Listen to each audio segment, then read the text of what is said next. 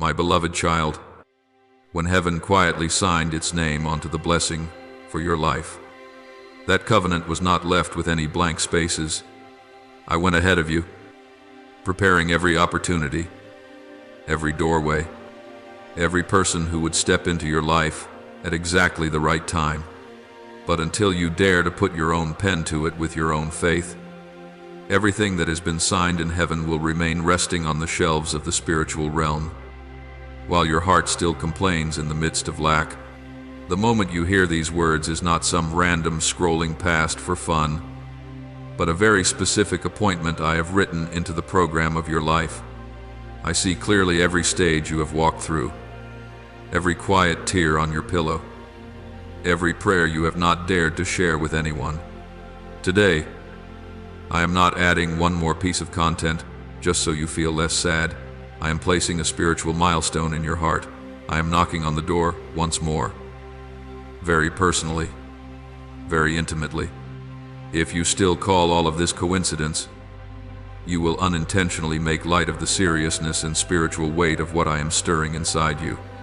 In heaven, the blessings prepared for you have already been appointed, already sealed. The issue is no longer on my side, but in the walls that are being built up in your heart. In the spiritual treasury I have entrusted to you, there are the resources you need, the right connections with the right people, the opportunities that come at the right time, new ideas, peace, support, and even miracles that can change the direction of your life. None of these are empty promises. They are things already prepared, waiting for a willing heart so they can pour down. And yet doubt, bitterness, discouragement, and the voice that says nothing will ever change quietly become thick walls that lock up what heaven has already opened. Today's message is at once my comfort, I have seen it all, and my warning, do not let the walls of your heart block the flow of blessing that I have signed my name to for you. Your faith is not a sudden rush of emotion when you listen to a message. It is your legal signature to receive what heaven has already signed for you. Faith is different from empty optimism. It is not just saying, I believe, to feel a bit better, but beginning to live as someone who has already received, even when your eyes have not seen any change yet. Your faith is revealed through your words. When you stop repeating the language of failure and begin to declare what I have spoken over your life through your actions. When you dare to make decisions, take steps, and choose in ways that align with what you believe through your attitude. When you shift from seeing yourself as a victim to seeing yourself as one who is sent. Every word of thanksgiving in a dark situation, every small act of obedience is another stroke in your spiritual signature. The issue is not that I have not acted, but that you have not truly signed that covenant with your own faith. And when you sign, heaven will begin to move in a way you did not expect. My child, this moment is not an accidental click, nor a random spare minute in your day. Before you opened this video, before these lines began to resound in your heart, I had already seen you for a very long time. I have seen every stretch of road you have walked, every bend where you stumbled, every silent space where you said nothing to anyone. And it is I myself who arranged for you in this message to meet today, not to entertain you, not for you to listen and then forget, but to awaken in you a truth: your life has never been accidental. You think you just happened to scroll into this, but I call it an appointment written long ago in my plan for your life. Before you ever knew what weariness felt like, I already knew. Before you sighed in frustration at the dead ends, I had already heard. Before you were bewildered and asked, I don't know where my life is going, I already had the answer. It is just that there are times when you are so busy with fear, with pressure, with the voices of this world that you cannot hear my call, which is sounding very softly within you. You must understand this. Not a single tear of yours falls without my seeing it, and not a single whispered prayer of yours goes by without my remembering it. There are nights when you think you are alone, but I am standing very near. There are seasons when you think you have been forgotten, but in reality I am quietly preparing a turning point that even you cannot yet imagine. If you look back over your life slowly, you will see there have been many times you escaped in a way that made no sense. Many times another door suddenly opened when you thought everything had slammed shut. That is not vague luck. That is my hand quietly guiding you. People often call that coincidence, but I call it intentional arrangement. I do not act on a whim with your life. I know what you were created to walk through, which marks you would carry, which lessons you would learn, and what kind of person you would become.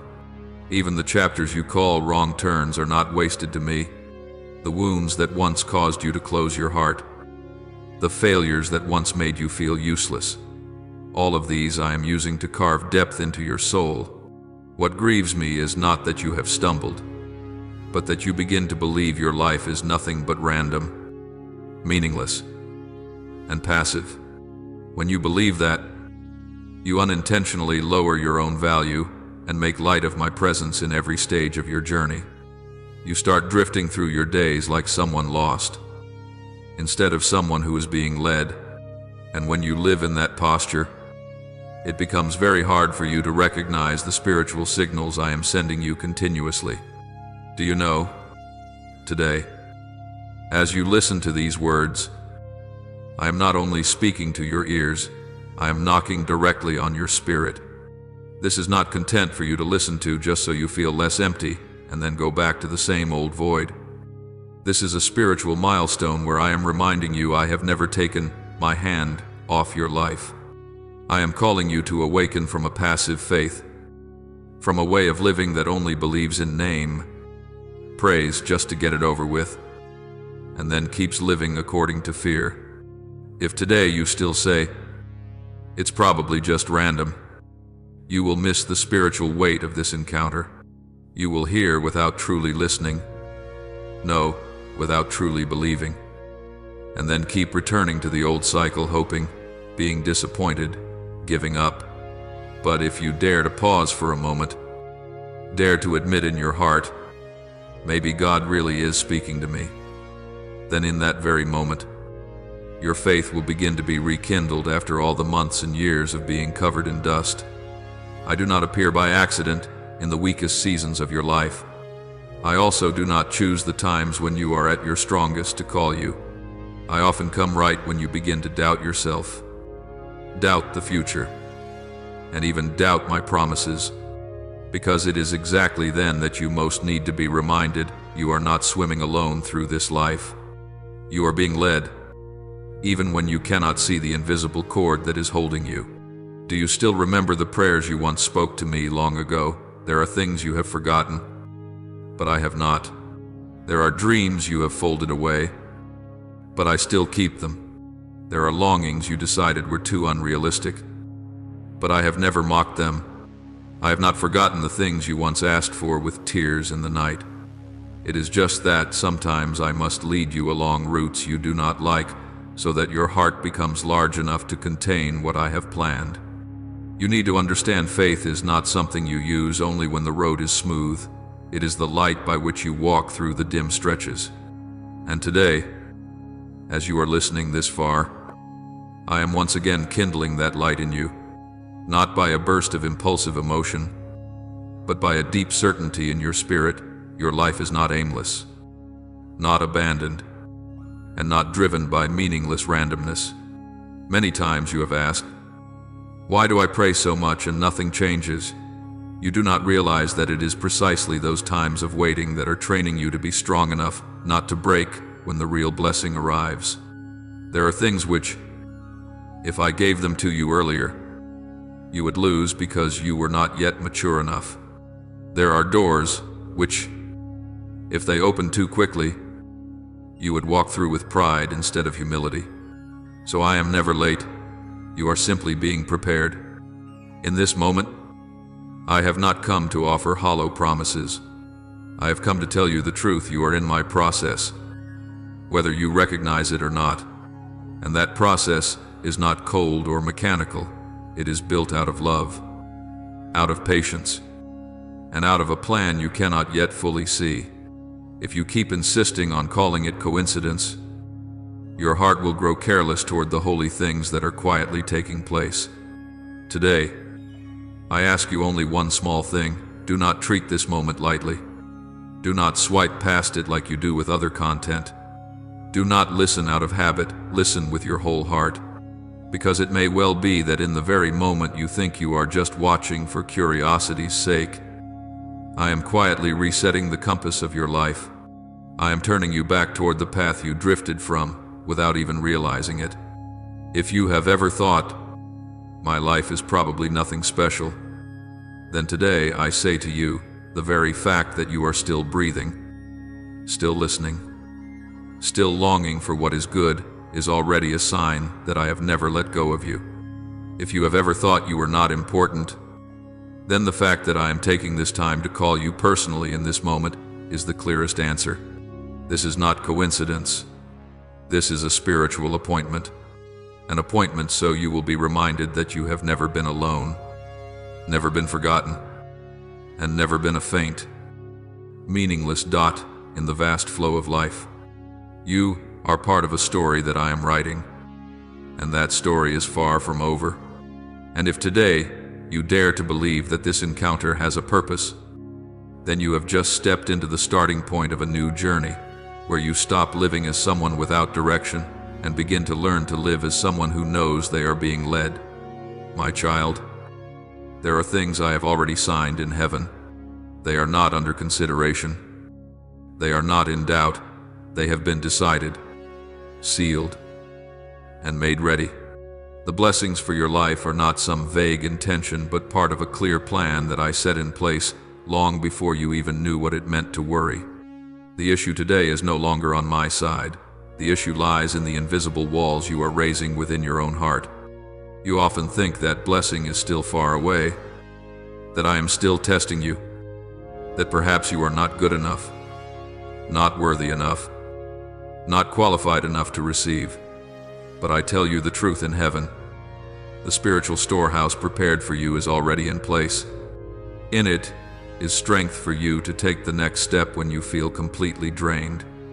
There are relationships that will lift you up at the very moment you think you are all alone. There are opportunities that will open when you are convinced every door is shut. There are new ideas that will light up when your mind is tired and empty. There is a peace the world cannot give and cannot take away. These things are not empty promises. They are not on my lips just to sound beautiful. They already exist in the treasury I have set apart for each of my children. Everything is waiting for the right time and for a heart that is ready. Yet there is a painful paradox I see in so many. The blessing is on the other side. But you are the one who keeps building walls on this side. The first wall you build is doubt. You doubt me. You doubt yourself. And you even doubt what is good. You say you believe, but deep inside you are always bracing yourself for a bad outcome. You pray, yet you expect, in your heart, it will probably be very hard anyway. Every word of doubt is like a brick you lay with your own hands, quietly rising higher without you noticing. And when those walls are thick enough, the flow of blessing from heaven cannot pass through. Not because I have stopped giving, but because you have locked your own heart. The second wall is bitterness. There are things that have happened that were not what you hoped for. There are prayers you have lifted up in tears, only to see the outcome go in a different direction. You do not say it out loud, but at times your heart whispers, maybe God is not listening to me anymore. Bitterness does not arrive with noise. It comes quietly, like a thin layer of dust slowly settling over the light of faith. And when bitterness stays too long, you begin to look at everything I do through a distorted lens. The third wall is discouragement and exhaustion. You are tired of waiting. You are weary of praying without seeing clear results. You are so tired that you no longer even have the strength to be disappointed. You only have enough strength left to settle for a life that is just okay enough to get by. In that state, You begin to speak familiar lines. Well, I guess my life will just be like this. Trying harder won't change anything. Why hope for anything? It only wears me out. Each such sentence not only weakens you, but also raises higher the invisible wall, standing between you and the blessing. You need to understand something very important. I am not the one building these walls. I have not locked the door to your blessings. I have not withdrawn what I have signed for you. My signature remains in place. It is just that every time you doubt, grow bitter, or sink into discouragement, you are the one adding another layer of lock upon your own heart. This message does not come to accuse you. I do not come to make you feel guilty. I come to both comfort you and awaken you. I comfort you because I want you to know that I have seen it all, every tear you have shed in silence, every sleepless night of worry, every question you have hidden away, afraid to ask anyone. You are not suffering unseen. I have never turned my back on you, and I awaken you because if you keep building these walls, it is you who will end up imprisoned inside, not the blessing locked out. There is a truth you need to face many times. You are not lacking in blessing. You are only lacking a heart open enough to receive.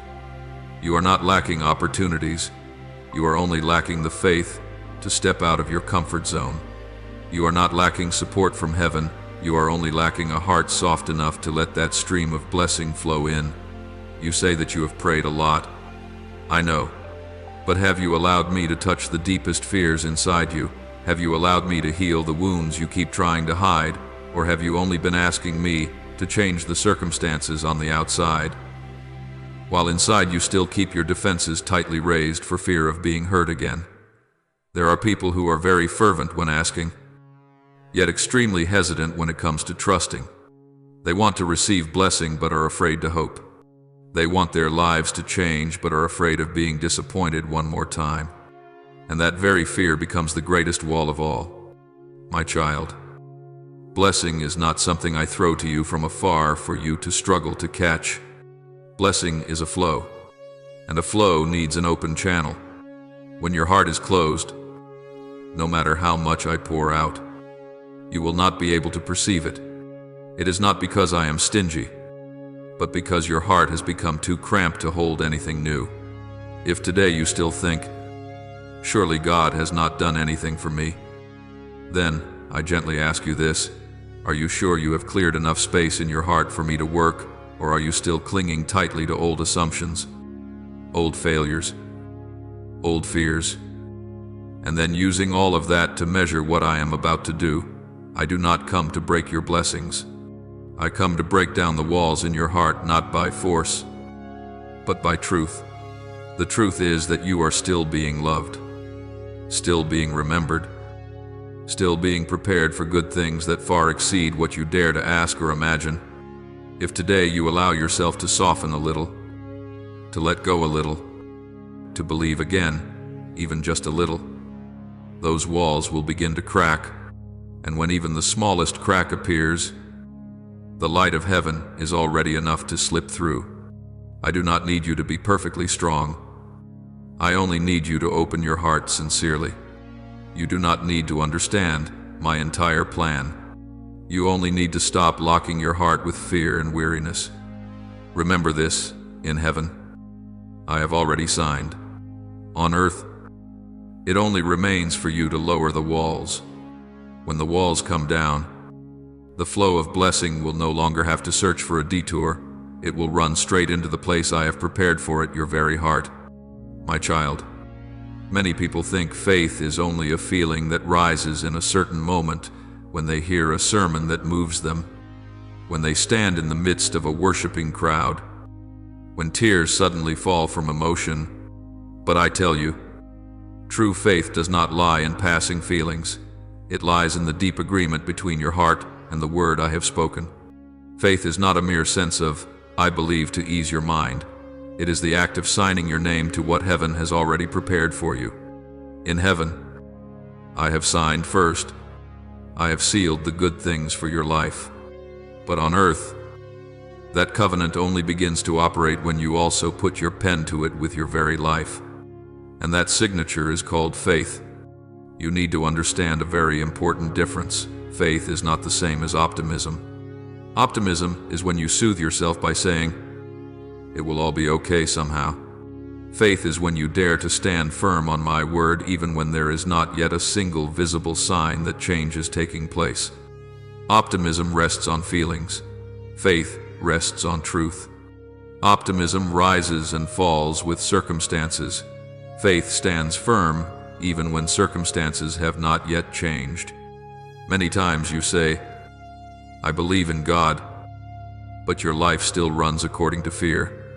You pray for provision, yet the way you live is driven by anxiety about lack. You ask me to open a way, yet whenever an opportunity comes, you shrink back for fear of risk. It is not that you do not believe in me, it is that you have not yet dared to sign fully onto what you say you believe. Faith is not measured only by the words you say in the moment of prayer, but by the way you live when you walk away from that place of prayer. Faith is not expressed through memorized phrases, but through very ordinary choices, whether you choose to believe or to doubt, to step out or to stay put, to obey or to delay. And your signature of faith is not a single stroke of the pen. It is a process being written day by day through 3 very clear levels. The first level is your words. The words you speak each day are sowing a spiritual seed into your own life. When you continually confess failure, belittle yourself, and say that you are useless, inferior, and have no future, you are signing a contract very different from the one I have signed for you. I have called you my beloved child, my chosen one, a person of worth. But if your mouth only repeats the language of fear and hurt, then your signature is contradicting mine. Faith begins when you dare to correct what you say, not to trick yourself, but to come into agreement with what I have spoken. You may not yet see yourself as strong, but you choose to say, "I am being transformed by Him." You may not yet see the path clearly, but you choose to say, "He will lead me step by step." Every word you speak in faith is a fresh stroke of ink on that covenant between heaven and earth. The second level is action. Faith does not stop at the lips. If you only speak but do not dare to step out, that is not yet a complete signature. Your actions reveal how deeply you truly believe. Are you willing to make decisions that align with what you have been asking for? You ask for growth. But are you willing to learn, to change, to be trained? You ask me to make your life new. But are you willing to cut off the relationships, habits, and lifestyles that are pulling you backward? Every step of obedience, however small, leaves a very great imprint in the spiritual realm. Some steps may look very ordinary on the outside, but in heaven they resound as a very clear yes from you. And when you walk in this way, you are saying to me, "I believe not only with my words, but with my choices." It is precisely these steps that cause what I have already signed to begin to take effect in the reality of your life. The third level is attitude. There is another thing that is very important. Your faith is expressed most clearly in the way you look at your circumstances. When difficulties come, do you see yourself as a victim or as someone being trained? When you are rejected, do you see yourself as a loser or as someone being redirected when you have not yet seen results? Do you nourish an attitude of bitterness or an attitude of trust? I am not afraid of your weakness. I only fear that you allow a negative attitude to take root in your heart for too long. Because attitude is the environment in which faith either grows or withers. A heart that is always complaining will find it hard to recognize a miracle. A mind that is always pessimistic will find it very difficult to hear my voice when I am making a way. Every time you choose to give thanks while your circumstances are still unclear, you are adding a strong stroke to the covenant you are signing. Every time you choose hope instead of giving up, you are saying, I trust the Father's word more than I trust what I see. And it is precisely these quiet choices that keep your faith from remaining a theory and turn it into a living power. My child, many people complain, "Why hasn't the Lord done anything for me?" But I see very clearly that I have already acted. It is only that you have not finished signing your part. I do not force your signature. I honor you enough to wait for true agreement from your side, because I do not want to bless you as a passive recipient. But I want you to step in with the posture of a co-laborer with me. At times you think you need to have great faith before you dare to step out. But in reality, you only need to dare to take one small step in faith. And great faith will be birthed out of that very small step. No one has strong faith who has not once trembled in their first steps. No one dares sign a great signature who has never practiced with small strokes. Do not wait until you feel completely certain before you sign. If you wait like that, you may end up waiting a very long time. Faith is not when you feel you have enough, it is when you dare to believe while you are still lacking. Faith is not when all fear is gone, it is when you keep walking even while you are still afraid. And now, I tell you this truth, my part has been completed, your part is still waiting to be completed by faith. I am not slow. I am patiently standing and waiting for your signature, not to pressure you, but so that you may step in with the posture of one who freely chooses. When you sign, you not only receive what I have prepared, you also step out of your old image of yourself. You stop seeing yourself as someone who only knows how to beg, and you begin to see yourself as one who has been entrusted. You no longer live as someone who only watches the miracles of others, but you begin to become the main character in your own story of faith. And when that signature is placed down, even with a trembling stroke, even with much fear still inside, then, in the spiritual realm, a door has officially been opened. Things that had been lying still begin to move. Things you thought had fallen asleep begin to be awakened. Not noisy, not showy, but very real. The issue has never been that I have not acted. The issue is this: have you truly been willing to sign with your own faith? Yet, my child, when you put down the stroke of faith, even while still trembling, even before you feel fully confident, a very real shift has already begun in the unseen realm. Heaven does not stand still when you agree. Heaven does not remain silent when you obey. The very moment your heart says, "I believe," the whole spiritual system that your natural eyes cannot see is set in motion. Things that once stood still begin to move. Doors that seemed immovable begin to tremble slightly. Not noisy, not showy, but utterly precise and ordered. Angels are sent not to do vague things, but to carry out very specific assignments concerning your life. There are angels who go ahead of you to clear the way, removing obstacles your eyes cannot see, things which, if you had to face them head on, would exhaust you and make you lose heart. There are angels sent to soften hearts that once rejected you, turned their backs on you, or wounded you, placing upon you a strange favor so that even you do not understand why people begin to treat you with such kindness. There are angels entrusted with sowing into your mind ideas, strategies, and directions that your natural intellect could never have produced, so that you may step into things far beyond your former capacity. And then, in your everyday life, you begin to see what you call coincidences appearing more and more. An unexpected message arrives just when you are stuck. A puzzling invitation opens a path you had never considered. Someone returns after a long absence, bringing with them an opportunity you thought was gone forever. A decision that seemed small ends up pulling along a whole chain of great changes behind it. You call these things random, but I know they are signs that heaven is quietly moving on your behalf. You need to understand that when faith is at work, I am not only moving in heaven, I am also rearranging things on earth. People, circumstances, timing, environments, all are being set back into their proper places in the picture I am painting for your life. There are people who are moved out of your life, not to make you lose, but so that you will no longer be held by old entanglements.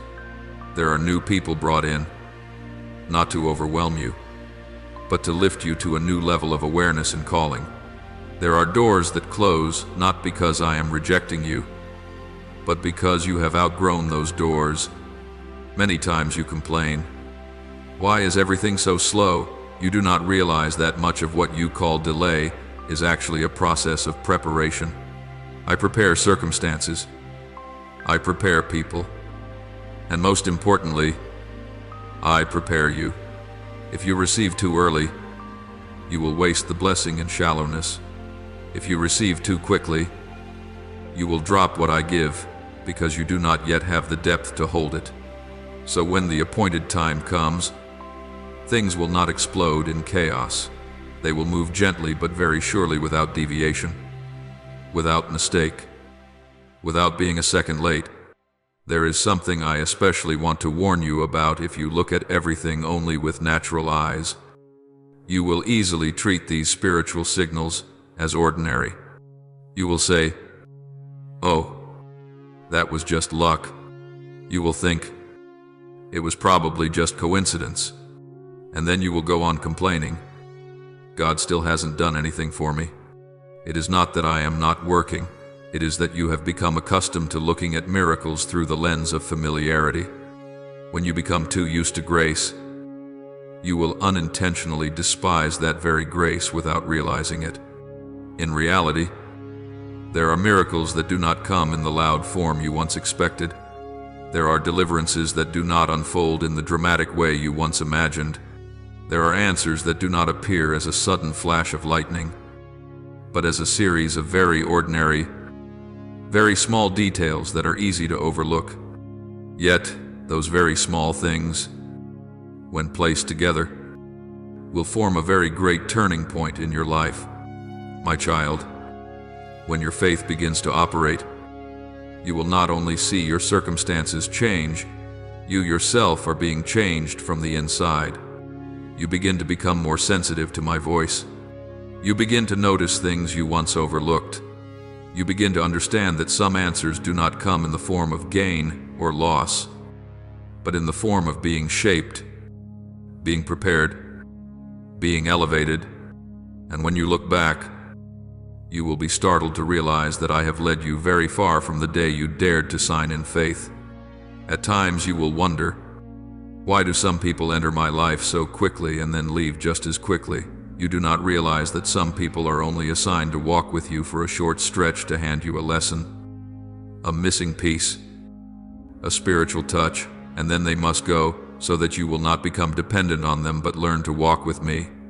There are also others who seem very ordinary, yet they become key factors in a major transition in your life at the right time, in the right place, in the right role. When faith is at work, you are no longer alone in your decisions. You no longer make choices based merely on fear and the need for safety. You begin to be led by peace, a peace that does not come from everything already being stable, but from knowing with certainty that you are in my hands, even while many outward things are still not entirely clear. And I tell you this truth, once you have signed in faith, heaven will never again stand outside your life. Heaven intervenes. Heaven orchestrates. Heaven arranges. There are turns in the road which, seen with human eyes, look like mistakes, but seen with spiritual eyes are loving redirections. There are slowings that feel like losing momentum, but in reality, they keep you from arriving too early at places for which you are not yet ready. So if today you are beginning to see strange movements in your life, changes that are hard to name, new connections, new opportunities, new challenges you have never faced before, do not be quick to be afraid. Very likely these are signs that your signature of faith has reached heaven, and heaven is beginning to respond with very real movements in your life. My child, when heaven has signed, when I have sealed the blessing appointed for your life. The next step is not for you to keep sitting there, waiting for spiritual handouts like a beggar. I have not called you to live in the mindset of hoping to be given a little, but to walk as a rightful heir, knowing that you have a share in your Father's inheritance. I want you to change your posture of living from someone who only knows how to wait to be given, to someone who is clearly aware, I have been entrusted with this, and I am responsible to steward it.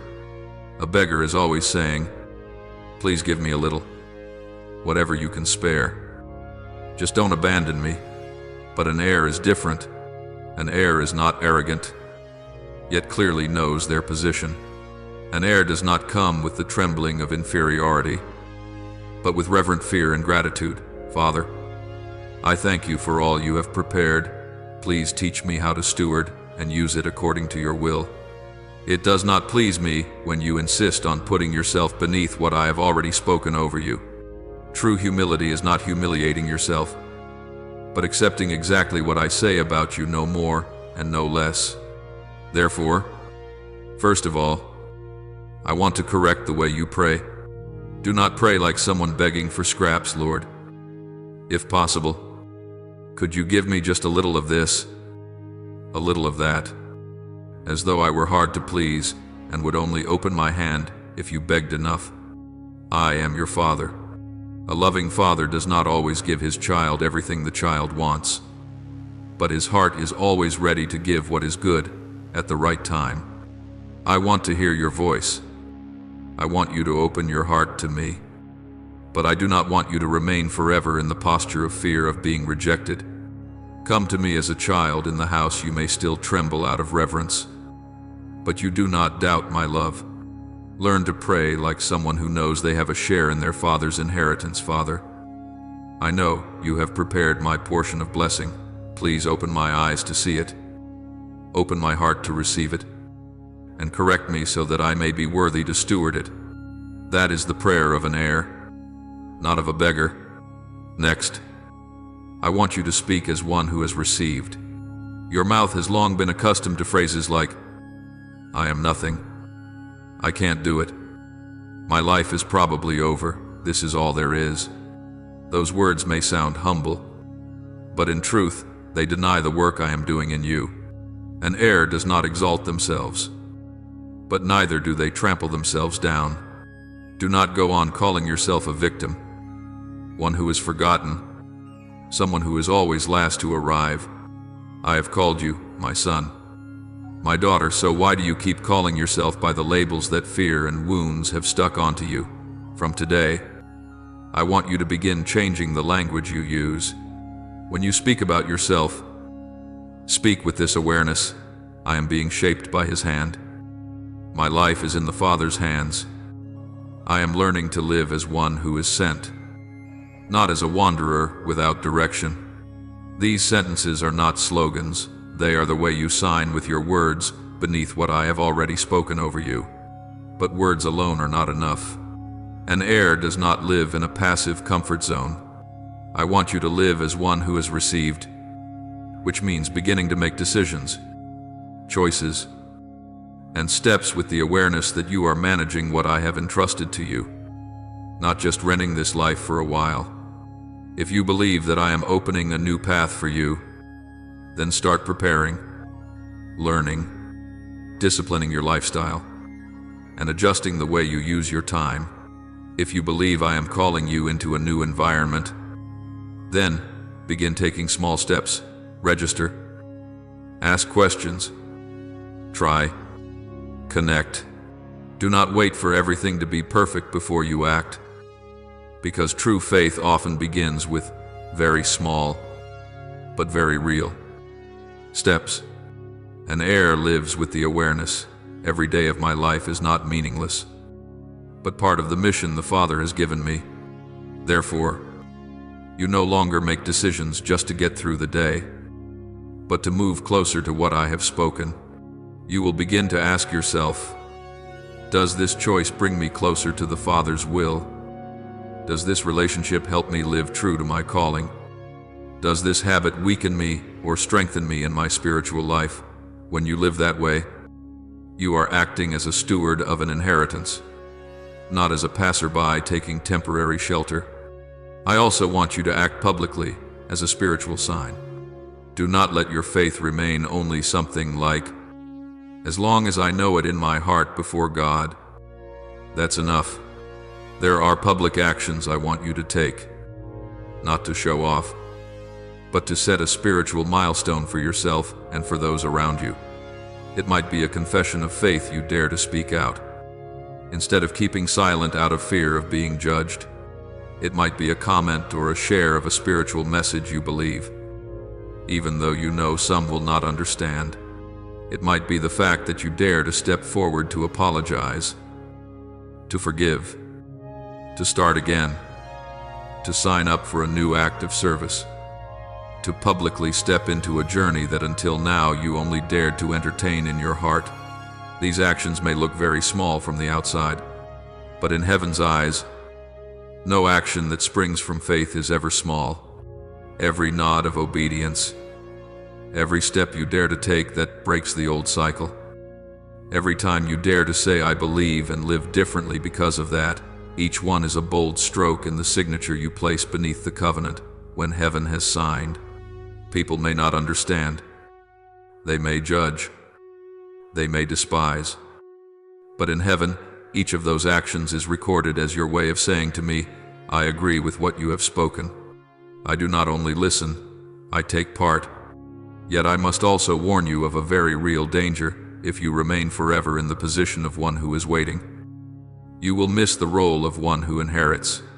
If you stop at watching, listening, being moved, and then letting everything pass by, your faith will gradually become an emotional habit instead of a power that transforms your life.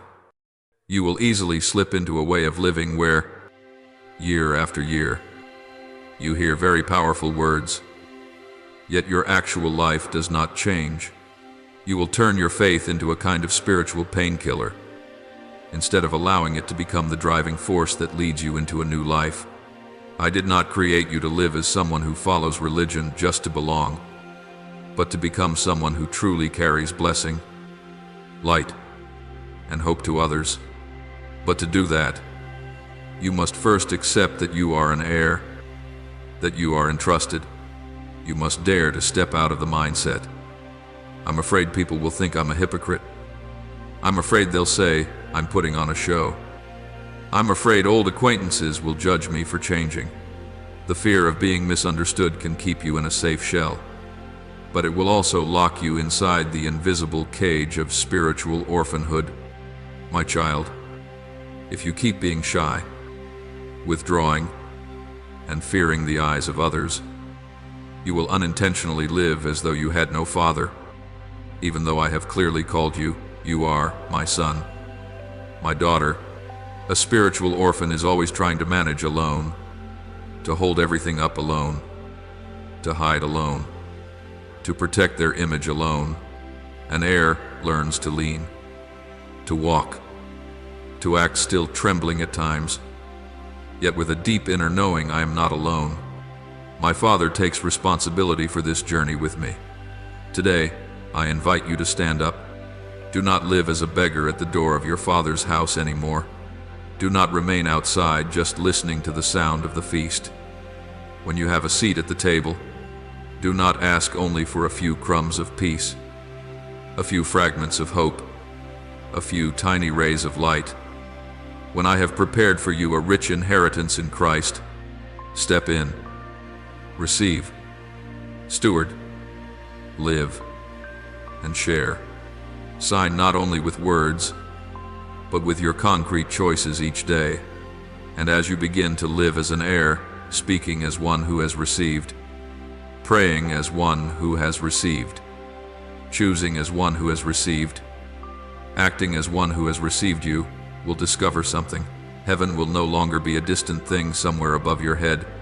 Heaven will begin to resound in every decision, every relationship, every opportunity, every season of your life. The covenant, when heaven has signed but you have not, will be completed. because now you have signed it with your own faith and concrete actions. And that is when you will not only hear about blessing, but truly step into and live in the blessing I have prepared for you from the beginning. My child, you were not born to scramble for scraps of blessing like someone constantly afraid of being left out. What belongs to you in my plan is not some leftover promotion on the margins, something you have to fight, compete, and strain to prove yourself worthy to receive. I have carefully written your name into the portion of inheritance reserved for you in my house. Therefore, you do not need to live in a state of constant strain, counting every little bit, afraid of losing out, afraid of arriving too late. What I want from you is not anxious striving, but learning how to be still before me, to trust my heart, and to keep your own heart soft and open, so that what I have prepared has space to be poured out. When you stand in that posture, blessing is no longer something you have to seize, but something you know how to receive. There are many things I am holding in store for you in a realm your eyes have not yet touched.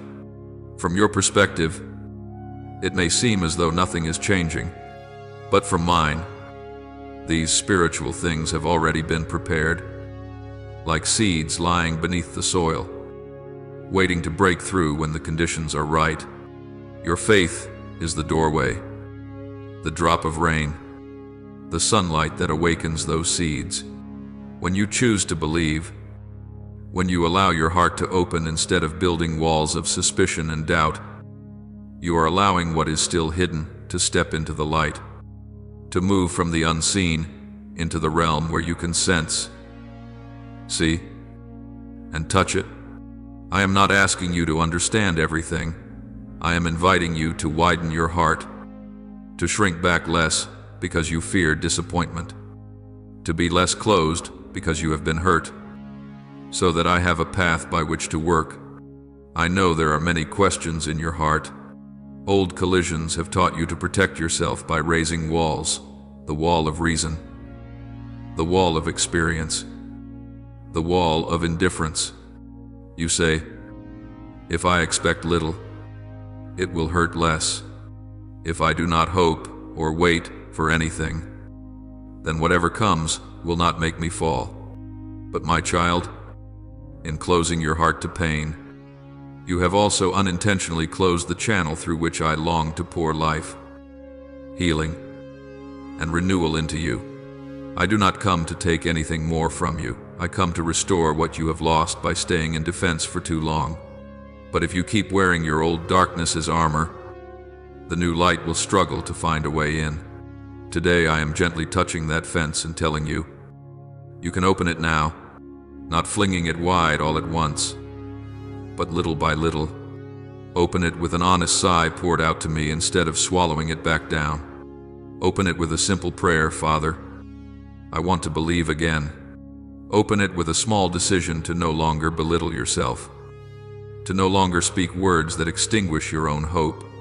Every such small movement in your heart I see. To you it may feel like only a passing tremor, but in the spiritual realm, that is the moment when the door begins to crack open and fresh air finds room to rush in.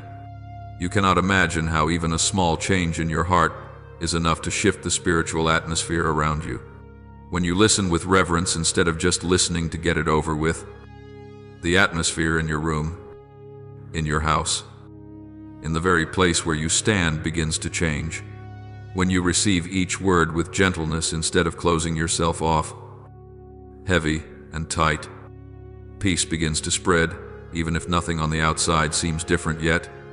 I am walking slowly around your life like a skilled craftsman, adjusting each detail, loosening what is too tight, tightening what is too loose, straightening what has been bent by the blows of the years. All of this movement begins on the inside and then spreads outward. While you think it is only you and this screen, I am quietly working behind the scenes of your life. I am moving people into their right places. In your story, some must step out so that you are less dragged back into the past. And some I am bringing in to walk with you on this new stretch of the road. I am rearranging the opportunities you thought had slipped away, bringing them back in a season when you have grown enough to seize them. I am stirring the hearts of those you are about to meet, so that when you appear, the doors of their hearts will no longer be shut as before, and I am also leading you toward new doorways you have never considered, places where your old fears once kept you from daring to step in.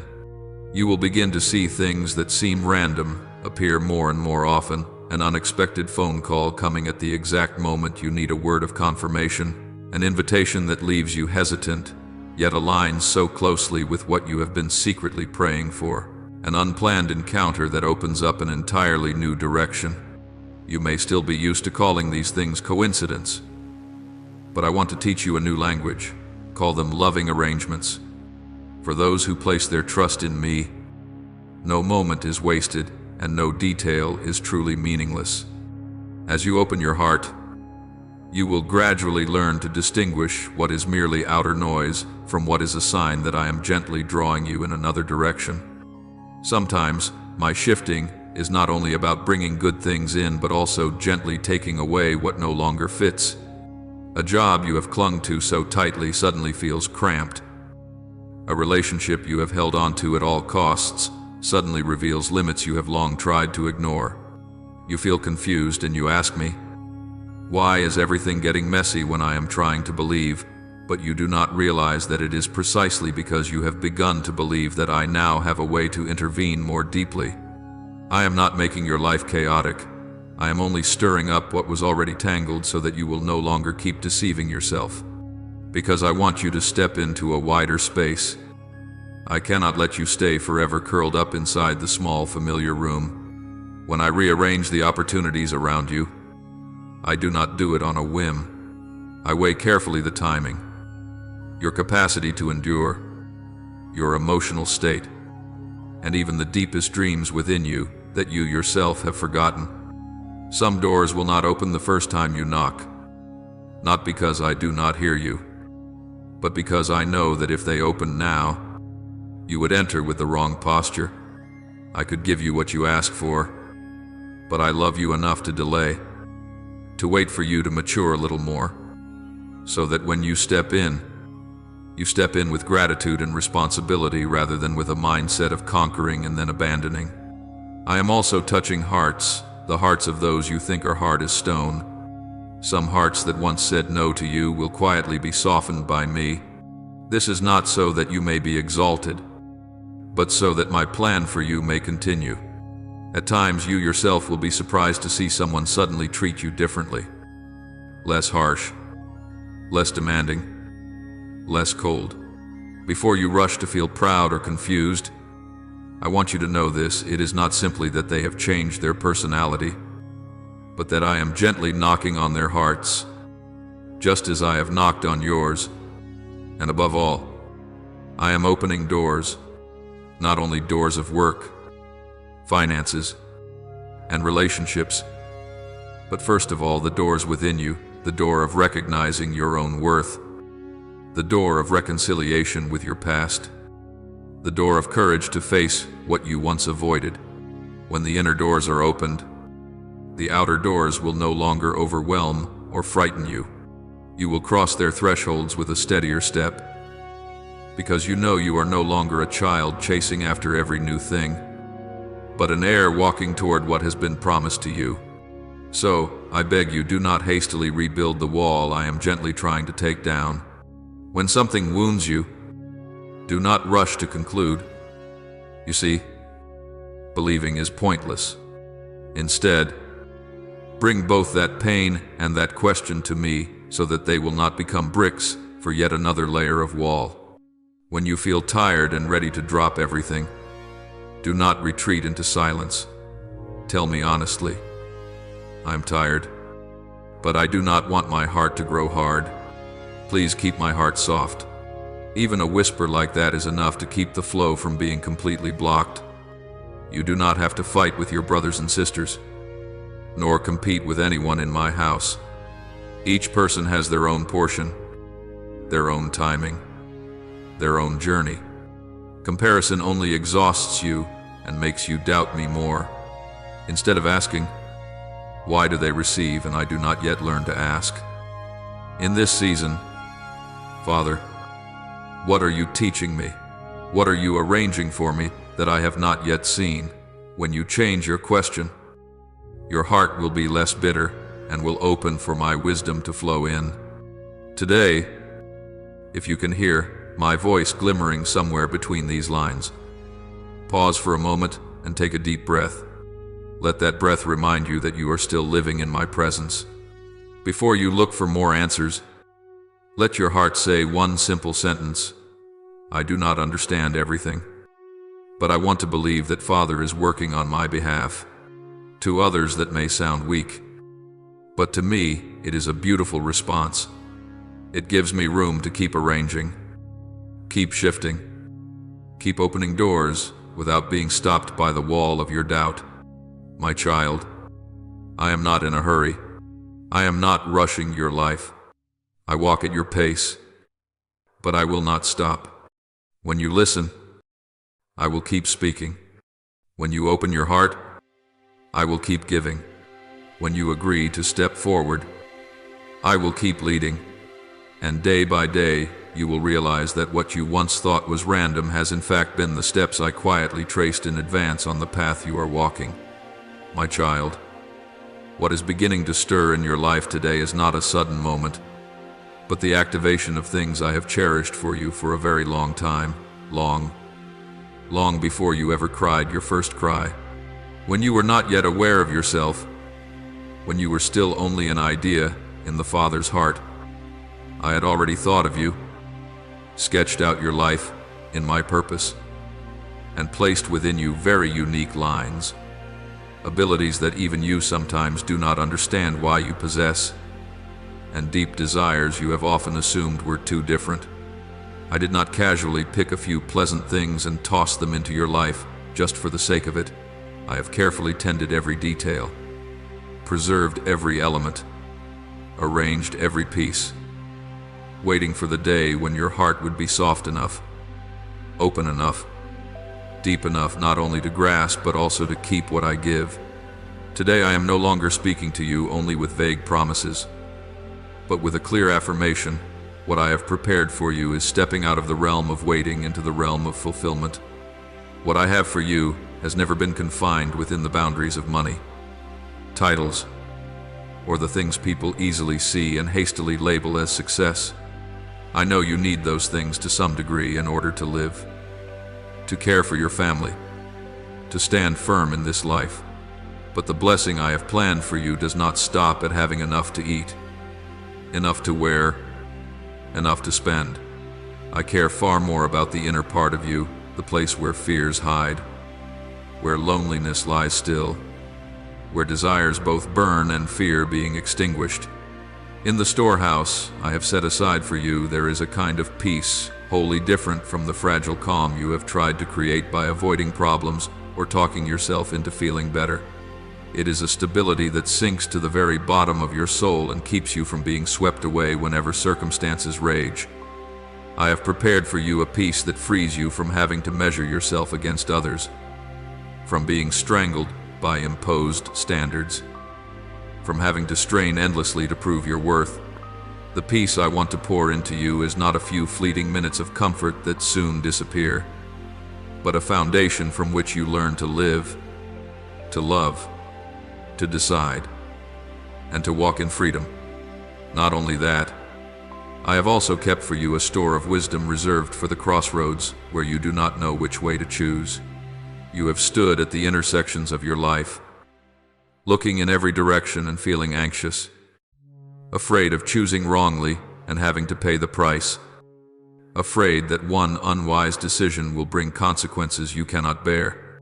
There have been times you blamed yourself for choices in the past, times you swore you would never let yourself fall into such a situation again, and then that very fear tied your hands in front of new opportunities. I see that inner struggle, and I am not leaving you trapped in that cycle forever. I am ready to give you clarity from above, a gentle yet distinct light, enough for you to see the next step, even when the rest of the road ahead is still hazy. The wisdom I have for you is not just knowledge in your mind, but also sensitivity in your heart. so that you both recognize what is right and have the courage to do what is right, even when the right thing is not the most comfortable choice. I know there have been seasons when you lived like someone utterly drained of strength. On the outside, you still managed, still smiled, still fulfilled what had to be done. But inside, you were like a vessel that has not been refilled for a long time. With only a few last drops clinging to the bottom, you lay down, yet your mind kept spinning. You woke up, yet your heart felt just as heavy as before. You did what you had to do, but found no joy in it. Even small successes could not satisfy you. And everything felt like a meaningless cycle. I did not turn my face away from those days. In my storehouse for you, there is a gift called rest, not an escape from everything, not a surrender to anything, but the grace to lay your burdens down in the right place. I have prepared for you pauses along the way, places where you can breathe deeply, honestly admit that you are tired, and allow me to carry the part you no longer have strength to bear. I want to teach you a way of life that is not about pushing yourself to exhaustion, but about a rhythm of stopping and going, of battling and resting, of giving and receiving. That too is a blessing many people fail to recognize because they are busy chasing after things that are easy to display on the outside. As for the future, how many times have you looked at it as a foggy veil, hoping yet hesitant, longing yet afraid? You sketch countless scenarios in your mind. You make plans, then erase them. You dream and then call yourself naive. I do not blame you for that. I understand you.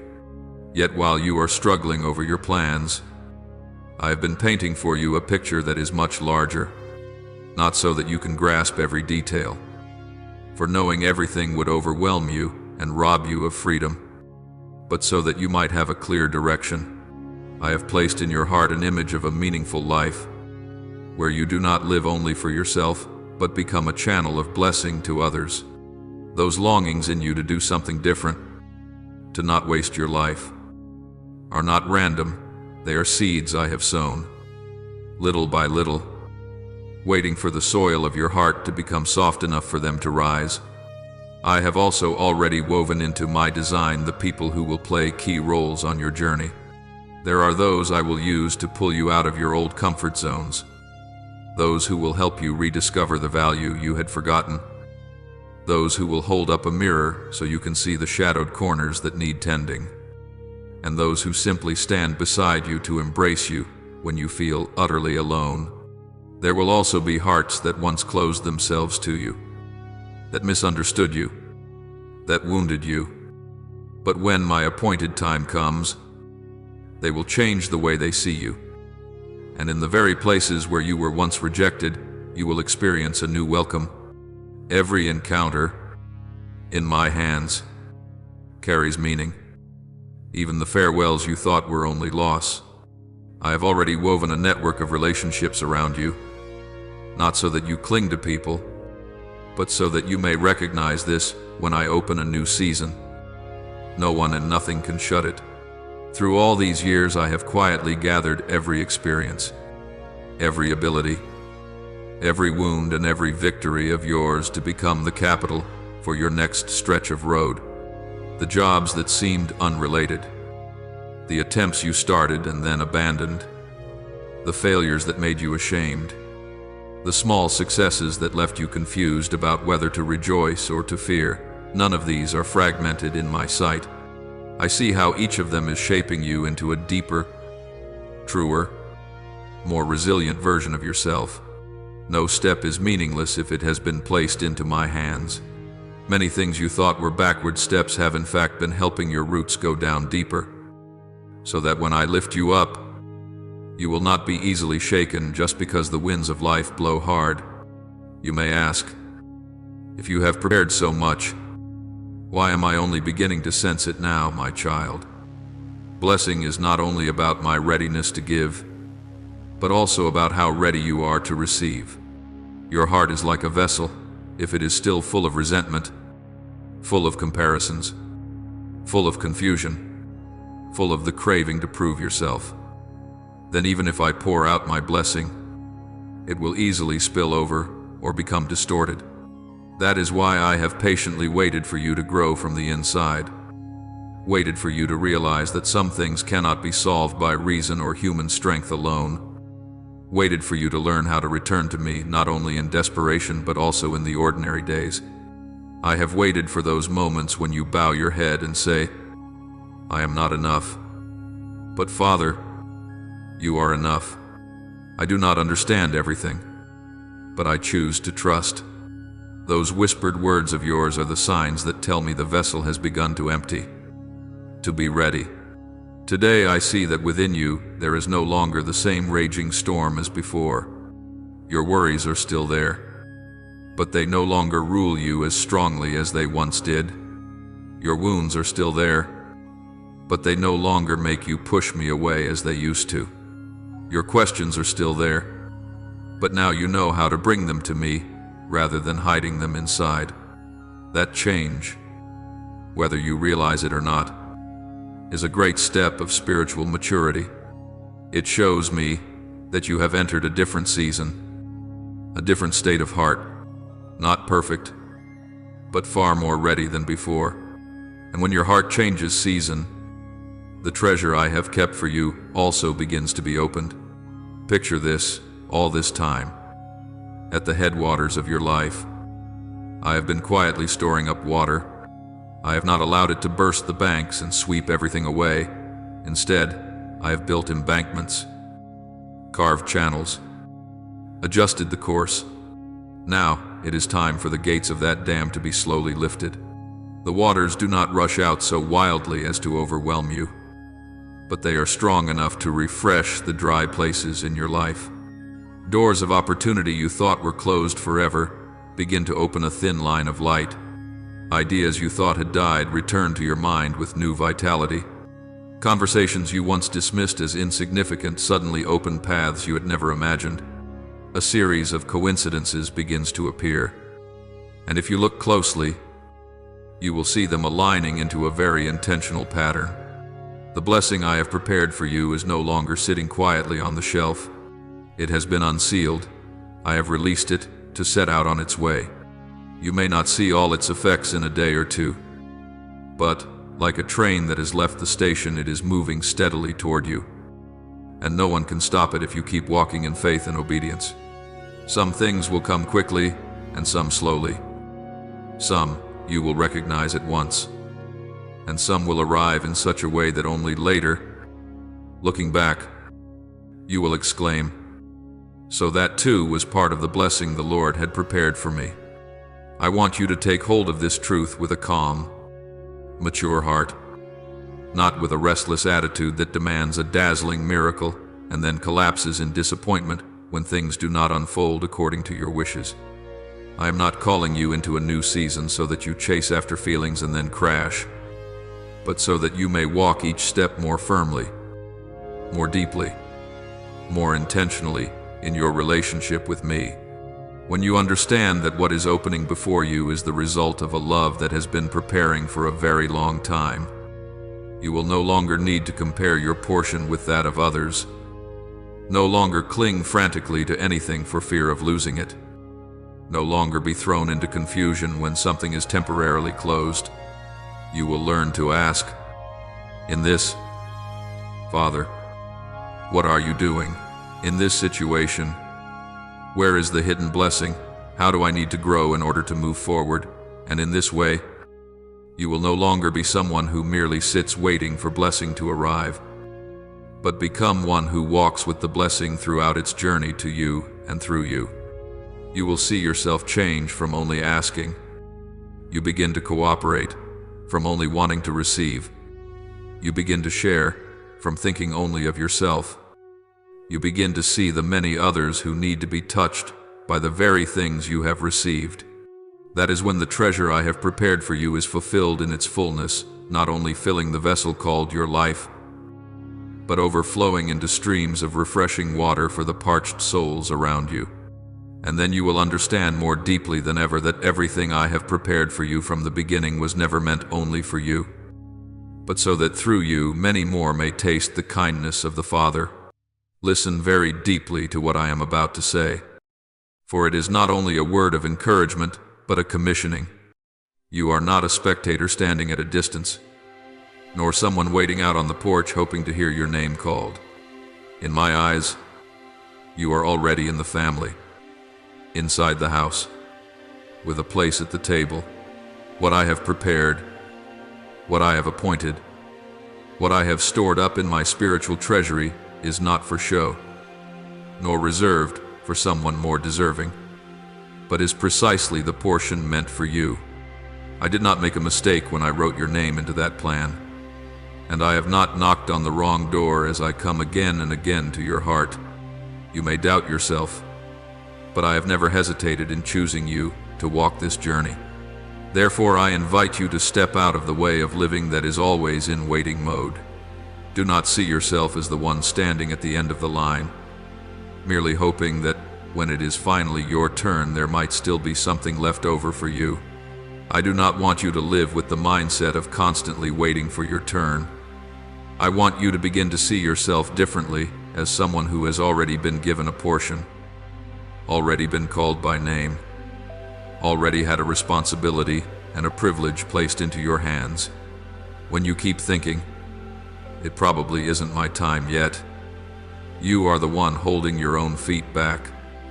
Even though I have already opened the road in front of you, begin to think, choose, pray and work as someone who is standing inside the promise, not someone standing outside wondering whether they will ever be allowed in.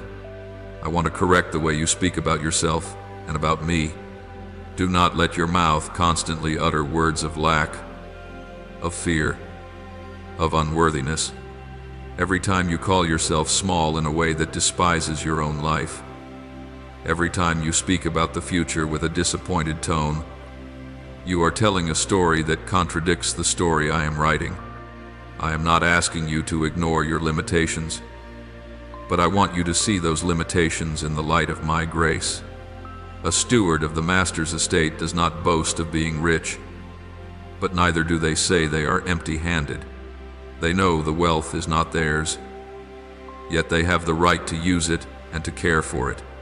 So it is with you. Everything I have entrusted to you, your gifts, your opportunities, your experiences, your wounds that have been healed, the lessons you have paid for with tears, is the capital I want you to use to bear fruit for my kingdom.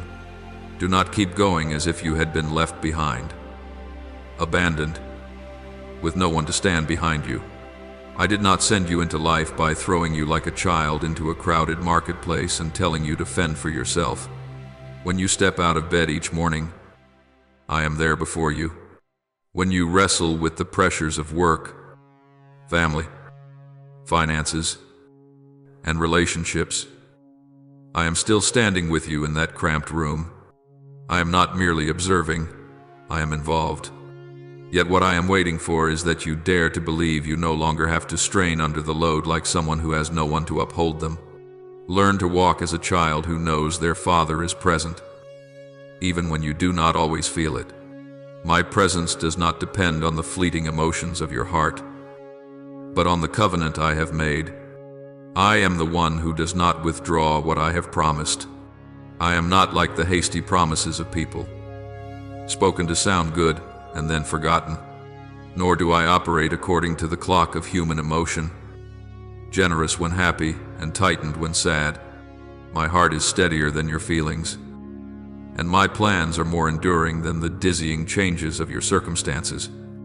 There are times you think I am slow, but if you could see the whole picture, you would know that I am keeping time exactly at the right hour, with the right people, in the right place. I do not arrive early in a hurried, frantic way, nor do I come so late that you are left to struggle yourself to exhaustion. I step into the middle of it at the appointed moment, sometimes at the very second you think you cannot bear it any longer, so that you will etch into your heart that it is I who uphold you. Not luck, not other people, not your own strength. What I entrust to you is not just a few comforting words to ease your sadness. I have placed within your heart a treasure of experience, the days you fell and stood up again, the times you thought all was lost and yet were restored, the cracks in your soul that I have touched and slowly healed. None of this is for you to hide away, but to become a stream of water refreshing other parched hearts. You are not merely someone who survived the storm, you are a witness of grace. That is why I say you have been given a portion in this story, not only to receive but also to give, not only to listen but also to speak, not only to be lifted up but also to lift others. Do you know how many souls are now standing where you once stood? How many are curled up in the corner of a room, staring at the ceiling and wondering if they matter to anyone at all? How many go to church, attend gatherings, play spiritual videos, and yet deep inside carry a smoldering doubt? All of that is surely for someone else, not for me. You yourself have been there. You have sighed those very sighs. And I did not leave you in that dark place. I stepped in. I lifted you out of those heavy thoughts, little by little. So now that you have tasted something of my support, do you want to become an answer to those silent cries for help?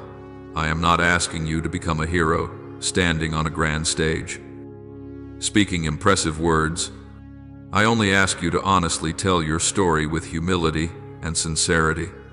The message I have placed in your hands is not a polished speech, but your true story, soaked with tears, marked by the times you collapsed, the moments you wanted to give up, and above all, the small yet grace-filled moments when I pulled you back up.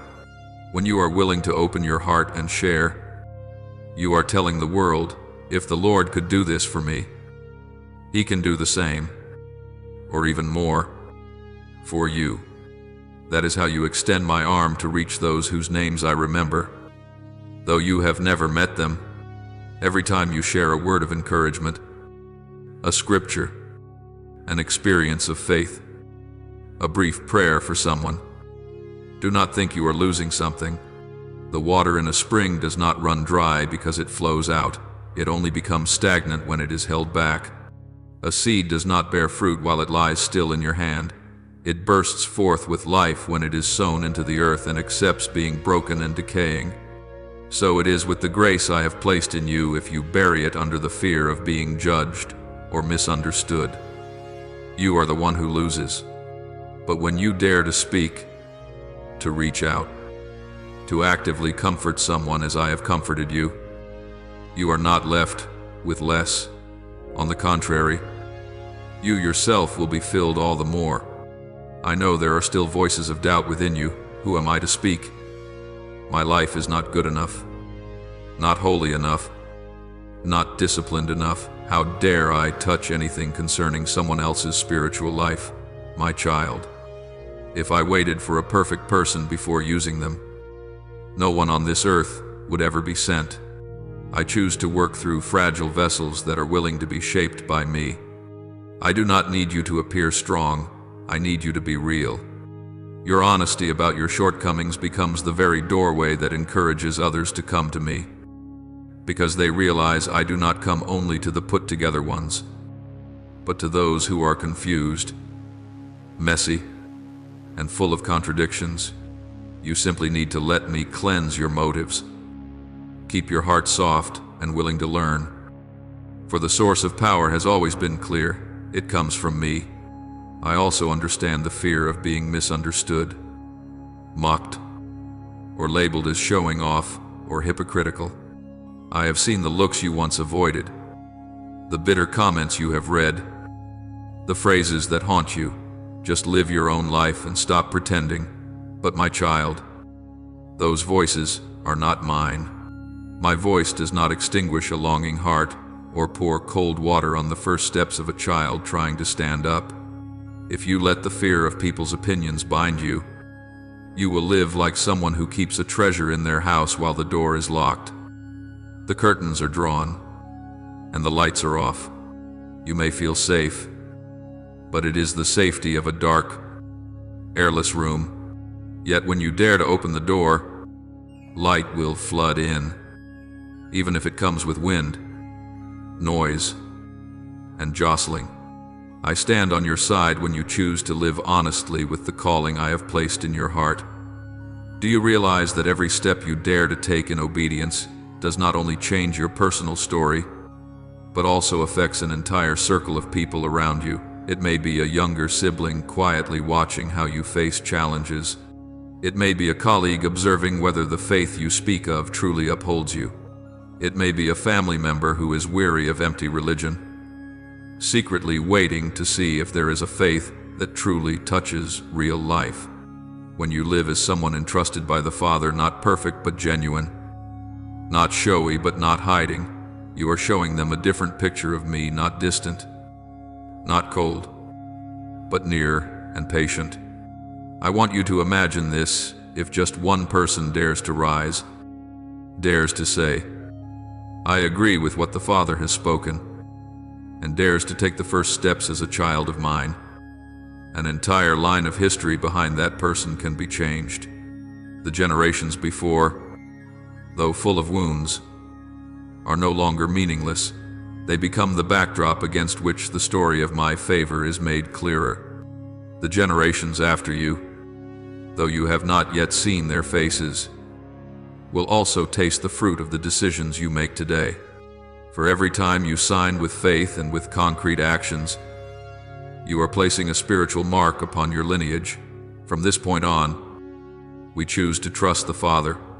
And then, as you walk in this new posture, not merely someone who holds out their hands to receive, but a child aware of carrying a portion of a spiritual inheritance, you will realize that the words I speak of when heaven has signed are no longer a distant concept. They become the heartbeat in each decision, the reason you rise after each fall, the strength that keeps you from quitting midway. When you are willing to share the message I have given you, even with just one person standing in front of you, you are partnering with me in a work far greater than you imagine. So today, I invite you to do something very specific. Do not just nod inwardly and then let everything pass by. Ask me, Father, where can I begin? Who is the first person I need to support, to send a message to pray for? Then do it. Even if it is a very small act, an encouraging text, a phone call to check in, a moment of courage to publicly share what I have done for you, a time when you dare to kneel and pray with someone in despair. All of these, when done in faith, are never insignificant in my eyes. It is in these seemingly small things that you continue to sign the covenant between you and me. I will not receive only for myself. I accept becoming a conduit through which blessing can be spread. And as you keep living this way, receiving and then giving, being lifted up and then lifting others, being comforted and then comforting, being healed and then becoming a sign of healing, you will one day find that you no longer ask, when will blessing come to me? Because your very life has become living evidence that the blessing is already at work. When heaven has signed, I have already spoken yes over your life. Now I am waiting for you to say yes as well through the way you live, speak, love, and dare to share. Then you will no longer be merely a listener of the message, but one who lives in the message, carries the message, and lets that message continue to flow to thirsty hearts you have never even known. And when you begin to open your mouth and speak what I have inscribed in your heart, when you dare to tell another person what you have heard, seen, and experienced in me, in that very moment you are reaching more deeply into your own spiritual inheritance. Each time you share, it is not just an ordinary conversation, it is an act of confirmation. I truly believe what the Father has spoken over my life. It is not by chance that you understand these truths, nor is it accidental that your heart trembles when you hear about blessing, about faith, about living as an heir. It is all because I have taken the initiative to draw near, to open your eyes, to patiently teach you through a long journey. Some stretches you remember, others you have forgotten, but I have forgotten none of them. I have signed the covenant over your life with my love and my goodwill. I have set heavenly movements in motion to prepare the way for you. I have allowed you to see signs, answers, and turning points which, if you look back, you will recognize that none of them were random. Now, when you lift up your voice, when you boldly share with another heart, what you speak is not mere information, but evidence that this covenant has begun to live and breathe within you. Do you realize that every time you tell a weary person that they have not been abandoned, you are also reminding yourself that you are not an orphan in the faith? When you encourage someone who wants to give up that the Lord is still at work, you are also rekindling within yourself the flame of hope that the storms of life have tried to extinguish. Every time you use your own experience to comfort someone else, saying, "The Father is still listening. The Father still sees. The Father is still making a way," the cord that connects you to your inheritance is drawn tighter, because blessing is not an object to be locked away in a cupboard, but a stream of living water that is only truly complete when it flows from you to others. When you let the truth pass through your lips, through your heart, through the way you love and lift up your brothers and sisters, in that very moment you are living as a steward of an inheritance, no longer as someone who only comes to ask for a portion for themselves. I did not speak to you only to stop there. I poured out my heart to you. I touched you.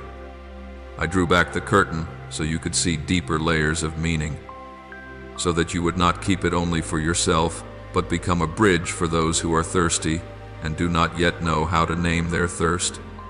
I signed the covenant of blessing over your life, not only so that you would be comforted, but so you would become one who carries comfort to other souls. I have been willing to stir the heights of heaven, to dispatch angels, to arrange people and timing so that you could step out of your old position and into the place of a child, of one entrusted, of a witness to the truth. I initiated all of this before you ever knew you could use your life for more than just getting by. Now, the rest no longer lies with me, but with your decision. Will you choose to believe fully and hold fast to this all the way to the end of the journey, or not? Do not think that holding fast is a passing surge of emotion that will soon fade. Holding fast is, each day, in very ordinary situations, choosing again to take your stand on my word. When circumstances have not yet changed, you still choose to speak according to truth, rather than repeating the despairing voice of the world. When you do not yet see a door opening, you still choose to prepare as someone waiting to have their name called. When you are tired, you remain faithful with the small steps I have given you, instead of throwing everything aside and saying, "I give up." Holding tight is not gritting your teeth to appear strong. It is continuing to cling to me, even when your feelings sink and your heart wants to step back. Every moment you still keep my word in your heart. Still remind yourself that the Father has promised, has signed, and does not go back on his word. That truth sinks deeper roots within you and gradually becomes the natural reflex of your soul. With each day that passes, if you choose to let this truth keep growing, it will slowly transform the way you think, the way you feel, the way you see yourself and your life. It will no longer be just a lesson you have memorized, but will become your spiritual breath. In the past, when you faced difficulties, you reacted with fear, doubt, and complaint. But gradually you will find that you know how to pause, breathe deeply, and ask, "Father, what are you teaching me through this? What have you already signed over my life that this circumstance cannot touch?" At that point you will see that you are no longer so easily swept away by negative words, no longer drowned by waves of information, bad news, and anxiety as before. The truth about your identity as an heir, about the covenant I have signed over your life, about the fact that you are not merely waiting but have already been given, will become your anchor in every season. You are part of something that surpasses all the limits of time. You are not living merely for a few brief decades on this earth and then that is all. In my eyes, you are joined into a story that was written before the world was created and that will continue to resound for eternity. When you agree to step into it, when you live as an heir and not as a passerby, your very life becomes a living line of text in the narrative of the kingdom of heaven. You are not only one who hears stories about grace, you are the evidence of grace. You do not only recall the miracles I have done for someone else, you yourself are the proof that I still act, still change, still rebuild what seemed ruined. Every time you tell your story, every time you honestly share about your journey from fear to trust, from insecurity to standing firm in your identity as my child, you are declaring to the world that my word does not fall to the ground in vain. Do not underestimate the value of a child who knows to whom they belong. In a world full of noise, there are many voices that deny me, words dripping with sarcasm and doubt, and more than a few hearts that have grown cold, frozen by hurt and disillusionment. In the midst of that, the sight of a child who still bears scars, who is still walking through trials, yet stubbornly clings to the promise, still chooses to behave as one who is loved, still chooses to forgive, still chooses to walk uprightly, that is itself a miracle. You do not need to be perfect to bear witness to me. You only need to be honest about your journey and let me shine through what you already have. Even the parts that seem weak can become the very places where I display my strength. Today, I want you to understand that you no longer have to define yourself by old labels: failure, forgotten, unworthy, always behind everyone else. Those labels do not come from me. I did not write those words over your life. I call you by another name, my son, my daughter, the one I have chosen, the one I trust to be entrusted with my work. And when I say that you are a witness to my word, it means that everything I speak will have a place to be fulfilled in you, not so you can boast about yourself, but so that you may become a mirror reflecting the goodness of your Father in heaven. You are not a copy of anyone. In you there is a unique weaving of wounds, blessings, experiences, and events I have allowed, forming a very particular voice that I will use to reach those whom others cannot reach. You will find that when you live as someone who has already received the promise, you no longer stand in the posture of counting each day and each month to see what the Lord has done for you. Instead, you begin to ask, how can this truth flow through me today?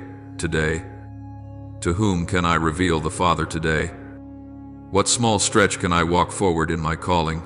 Your question is no longer, when will I receive, but becomes, how will I steward what I have received? That shift in your thinking will bring about a great change in your attitude and your actions. You will complain less, compare less, envy less. You will begin to cherish what you already have, to recognize my hand in small things, to give thanks for steps forward even when they are very small. And you will also learn to rejoice when you see others step into blessing, because you understand that the inheritance I have prepared for my children never runs out. I want you to remember that every moment you choose to trust me instead of trusting your fear, you push yourself further out of the shadow of one who is merely waiting and step closer to the image of one who is entrusted. Those who only wait are passive, easily discouraged, easily disappointed.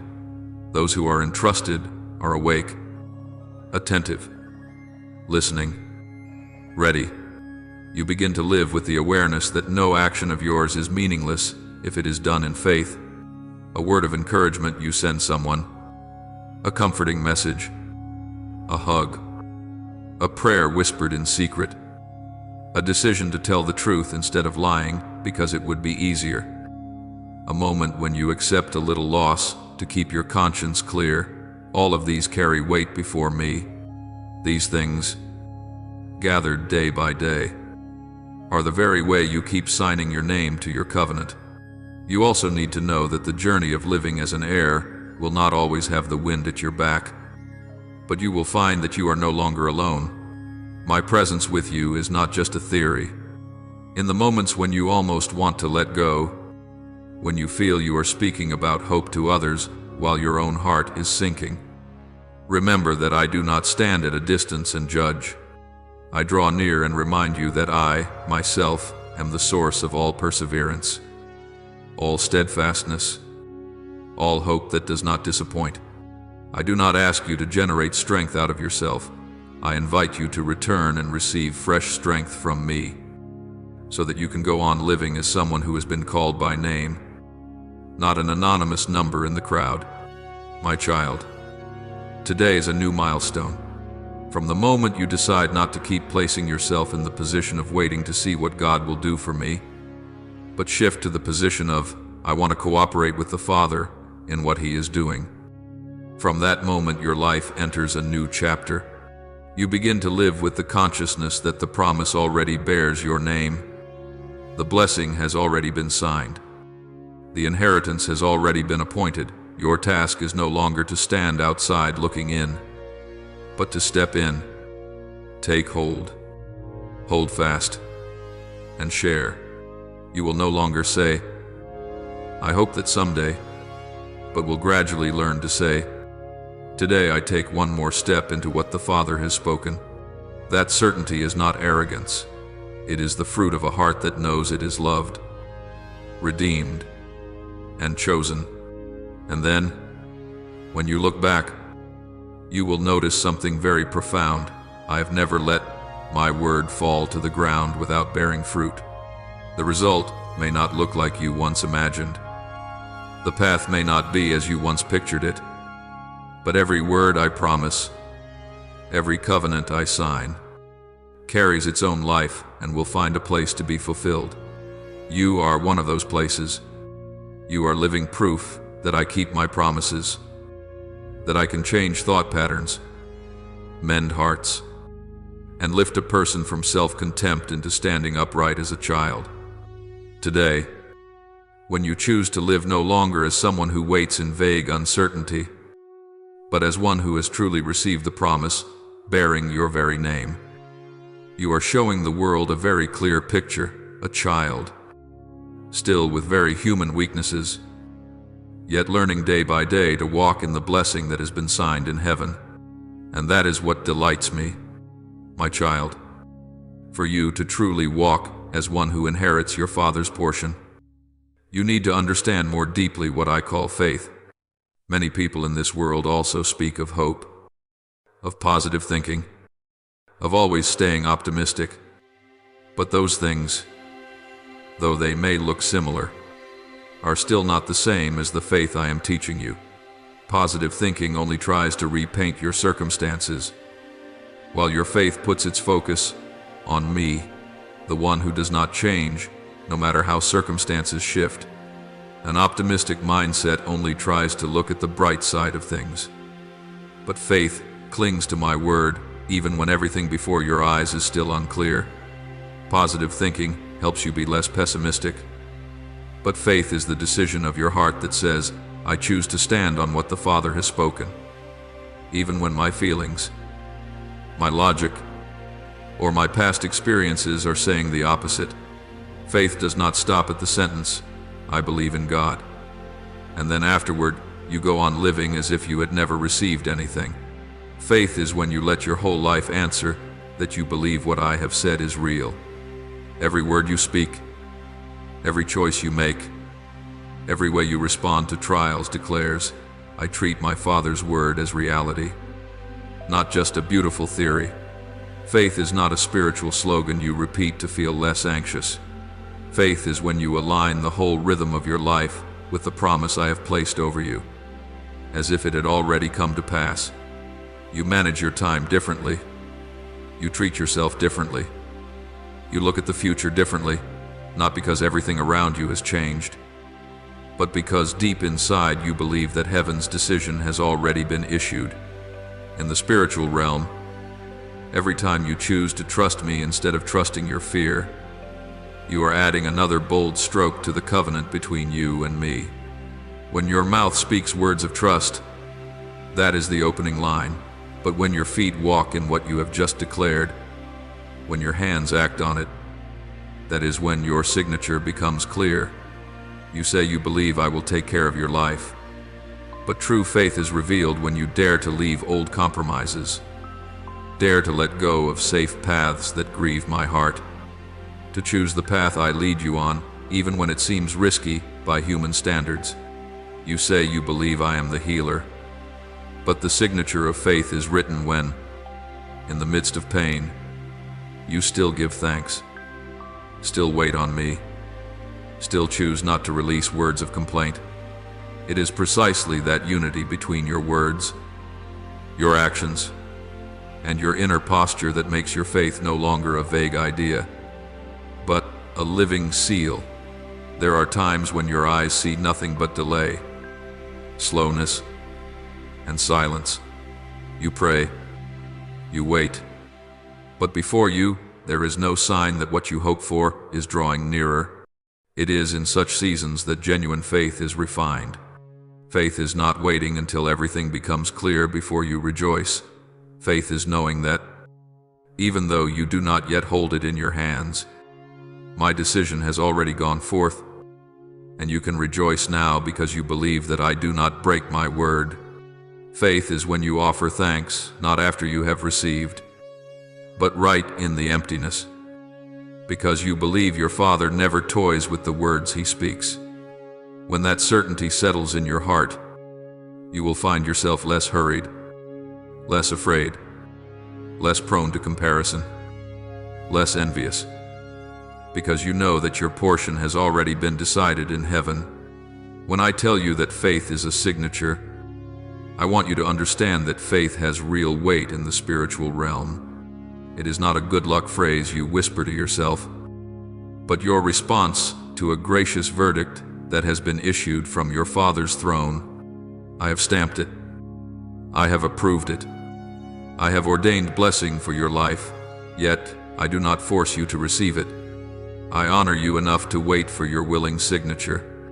A heart that fully trusts me is like you placing your pen beneath that document and saying, I agree with what the Father has decided for me. And once that agreement is in place, no wall, no chain, no accusation can continue to stand between you and what I have ordained, because your trust is activating the power of what I have already finished. Many times you look at yourself and think, I am small, weak, full of flaws. How could I ever be worthy of the great things the Father has promised? You compare yourself with this person and that person. You see yourself as inferior. You see yourself as insignificant. And you conclude, surely that is only for those who are more spiritual, more gifted, more deserving. I know all of those quiet conversations inside your heart, but I say to you, in my eyes, faith is not measured by your talent, your status, your achievements, or your past. It is not measured by how many good deeds you have done to make up for your mistakes. Faith is measured by how fully you dare to lean on me instead of leaning on yourself. A child holds their father's hand, not because the child is strong, but because they trust that the Father's hand is steady. In the same way, the strength of faith does not lie in the one who holds on, but in the one who is being held. All it takes is a simple heart that knows I am not enough, but my Father is enough, and that faith, in my eyes, is worth more than a mountain of reasoning or an ocean of knowledge. I do not despise you for your past, for the times you have fallen, for the seasons when you took the wrong path. I only ask today, will you dare to place the weight of your life back on me if you will entrust it to me? I count that as a valid signature. You do not need countless new proofs to believe what I have already spoken. I know you long to see signs, to hear a clear voice, to have powerful experiences to soothe your heart. But there will come a time when you must decide. Will you live based on temporary emotional confirmations? Or will you anchor yourself in your Father's word, no matter how your emotions rise and fall? Heaven has already announced its verdict. You are loved, forgiven, chosen, and called into a purposeful plan. That verdict does not change just because today you feel worse than yesterday. When you say, "I believe," and let that sentence shape the way you live, your faith becomes the seal that verifies what heaven has declared. I am not asking you to close your eyes and ignore reality. I am not teaching you to deny pain, to overlook the cost, or to pretend there are no difficulties. Faith is not an escape from truth, but the adding of what I have spoken into that truth. You can say, "Yes, I am weak, but in this weakness, my Father's power can be revealed." You can admit, "Yes, I am lacking, but my Father is my source." You do not need to pretend you are fine when you are not. You only need to believe that. In the midst of not being fine, I am still the one holding all things together. It is that posture that makes faith genuine. Not a shiny layer of paint on the surface, but a living strength from within. Every time you decide to believe in a hard situation, every time you choose forgiveness instead of holding on to bitterness, every time you dare to take one more step even when you cannot see the whole road, that is when the signature of your faith is pressed more deeply on the page of the story I am writing. Those choices may not earn applause. They may not be recognized by anyone, but in heaven they are not anonymous. The angels see. I see. And the whole spiritual realm has to acknowledge, this one has not only heard, but has agreed. Then the streams of blessing long prepared will begin to find a clearer path to flow into your life. So do not wait until you become perfect before you dare to believe for great things. It is precisely your believing while you are still imperfect that touches my heart the most. I did not wait for you to become a flawless version of yourself before signing the covenant. I signed it when you were still struggling. And now I am waiting for your answering signature. Let every thought, every word, every decision of yours slowly but surely lean toward me.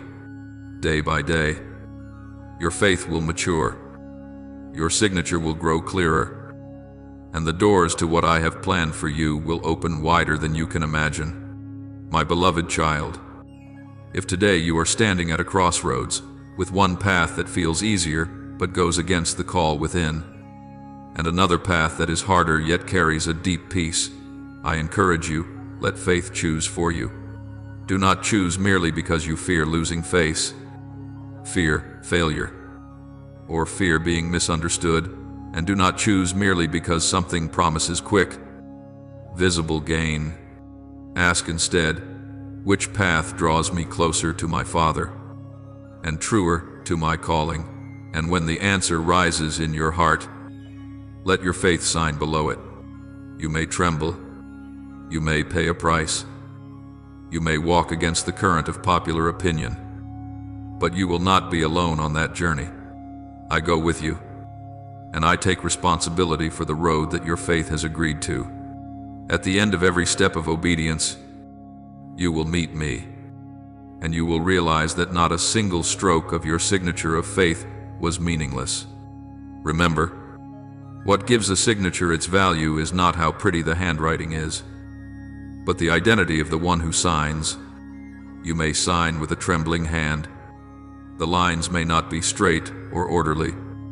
But what matters is this: the one putting down the pen is you, the child I love, and the one approving above is me, the faithful one who never goes back on his word. When those two signatures meet, one in heaven and one on earth, what I have ordained for you will gradually unfold. In the way, the timing, and the rhythm that are best for your soul. That is why I always invite you to believe, not to lay on you another burden, but to open the way for what I have already prepared to enter your life in fullness. My child, What you are hearing right now is not an extra add-on to a day already crowded with information, not just a piece of content to fill an emotional gap so you feel less lonely. This is a very clear call from heaven, a signal I am sending straight into your spirit to remind you that you are not overlooked. You are not lost in the crowd. You are within my sight, in the beat of my heart, and in the plan I have long cherished for your life. Many times you have told yourself, well, probably no one really understands me, and then quickly wiped away the tears you did not want anyone to see. But every tear has been noted by me. They do not fall in vain. Each one tells me what you are enduring, what you long for but have not dared to name. If you knew how tenderly I have held those seemingly small moments, you would no longer think that you are hurting alone. There are nights when you lie staring at the ceiling, your heart full of questions. You do not dare to speak aloud. Is God really listening to me? Do the things I whisper to him just vanish into the air, my child? Not a single word you speak to me is diluted into nothingness. Every sigh, every plea, every sentence you only manage to say halfway because of your tears rises like a quiet fragrance before me. You may forget some of the words you uttered in desperation, but I do not forget. You may think you have not prayed enough times or said the right phrases, but I do not measure you by a formula. I look at the trembling heart behind those words, and it is that very heart that touches me. Today I come, not to rebuke you for having been weak, but to reassure you that none of your weakness is useless, and no tragedy of yours is unnecessary in my eyes.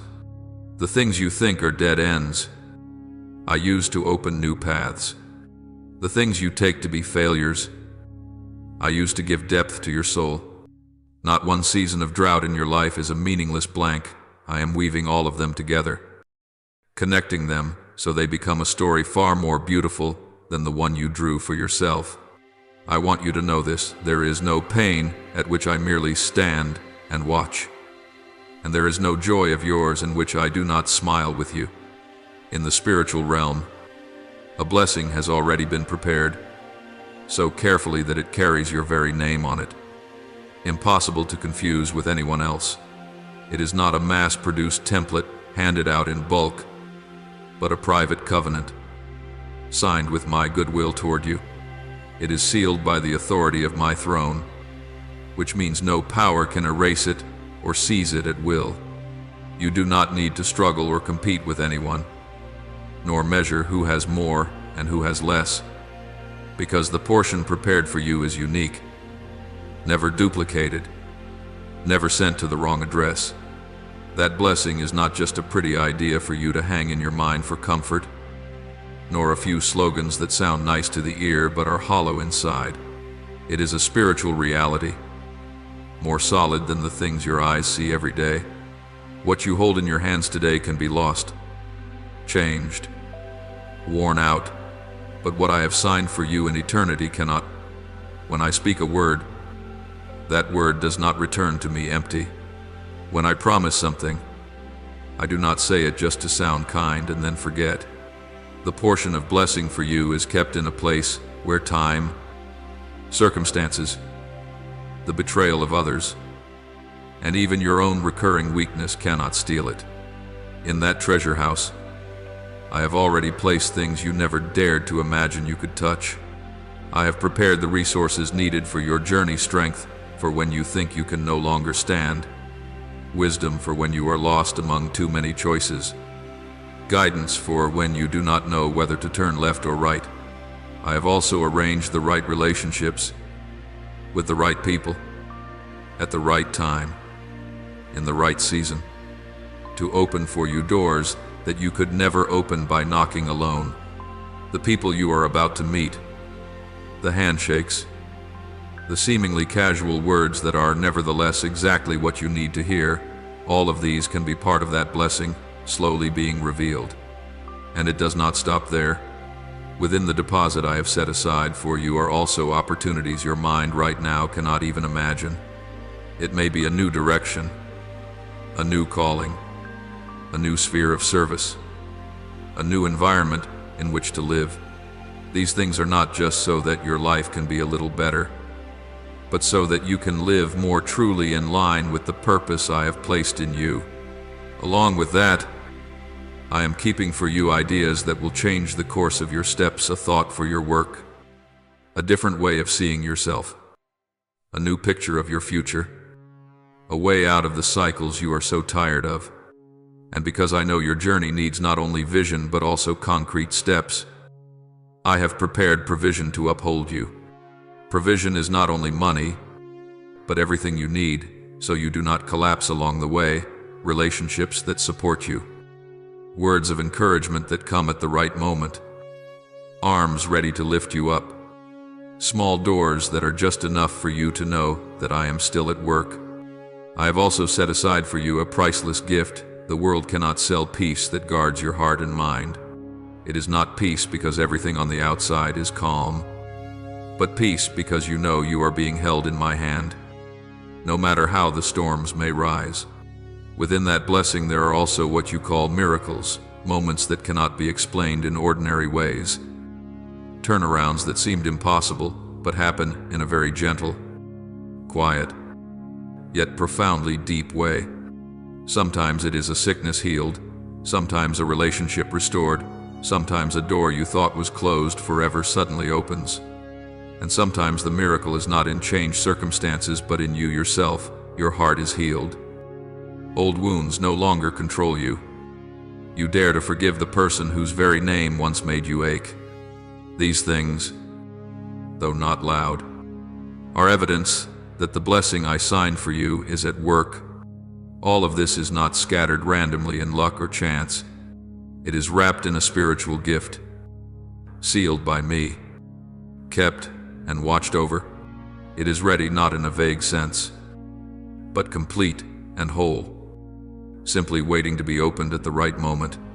You often think the right time is when everything outside is favorable, when every door is open, when you feel strongest. But in my eyes, the right time is when your heart begins to soften, when your ears are willing to listen, when your eyes are willing to look again, and when your heart is willing to respond. And I want you to know something very important. That moment does not lie in some distant future, not hanging over some hazy day you must anxiously wait for. That moment begins as soon as you are willing to stop in the midst of all the noise and listen to my voice. It begins when you stop asking, when will the Lord act, and start asking, where do I need to open my heart today to cooperate with what you are doing? When the question inside you changes, you will realize the season has changed, even if the landscape around you seems to stay the same. So, today, I am not saying to you, wait a few more years. I am saying, listen carefully right now, not just listening to get it over with, not just enough to say you have heard, but listening as if you truly believe this could be the answer to all those months and years of quiet questions. Let each word touch the places you still hide, still avoid, still fear to face. Let me shine light on the dark corners of your thoughts about yourself, about me, about your future, because in the very moment you are willing to open your heart, the door into the deposit I have kept for you also begins to open. You may say, but I don't feel ready. I understand. I have never waited for you to become perfect before you step forward. I only wait for you to be honest with yourself and with me.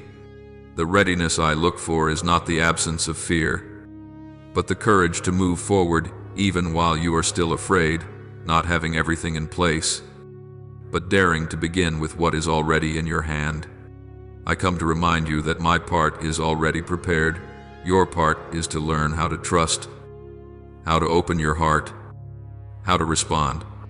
And the very moment you say, I want to believe, I want to take a step, even though I am still trembling, the spiritual timing is activated.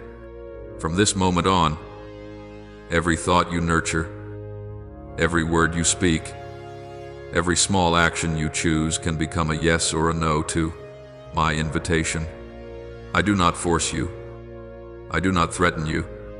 But I also do not treat your decisions lightly. You are more important than you think. Your choices carry more weight than you imagine. For I have placed in your life not only blessings for you alone, but blessings that will flow out to those you touch. When you agree to step into the portion I have for you, you are also, without realizing it, opening a way for others to encounter my love through you. So, my beloved, do not treat the words you are hearing as a beautiful passage for the soul, and then close it with no trace left behind. See this as a personal letter I am sending to you at just the right time, in just the right season. Let your heart slow down. Be honest with me about your fears, your doubts, the times you have been disappointed. Tell me if you find it hard to believe. I am not angry when you speak truthfully. I am only saddened when you pretend to be strong and then collapse alone. I am here, in this very moment, right beside you. I see. I listen. I remember. The blessing written with your name on it is ready. It is no longer in the category of "we will decide later." The question is no longer, do I want to give this to you, but will you allow yourself to be loved enough to receive it? If today, amid so many other voices, you allow mine to speak deeply into your heart, that is the first step in which the key of your faith slips into the lock and turns gently. And when the lock turns, the door will not remain closed as before. My child, everything I have been saying to you, from the signature of heaven, to the prepared blessing, to the posture of an heir, will remain only words if there is never a moment when you truly stretch out your hand and take hold. Faith is not a beautiful idea, nor a brief feeling that passes with each video or sermon. Faith is when you say to yourself, I will not only listen anymore, I will respond. And every time you choose to respond, even with a very small act in the visible world, in the spiritual dimension, it resounds clearly, I agree. Today I am inviting you to take such a step that is quiet, but far more meaningful than you think. What is happening in your spirit? I see more clearly than anyone.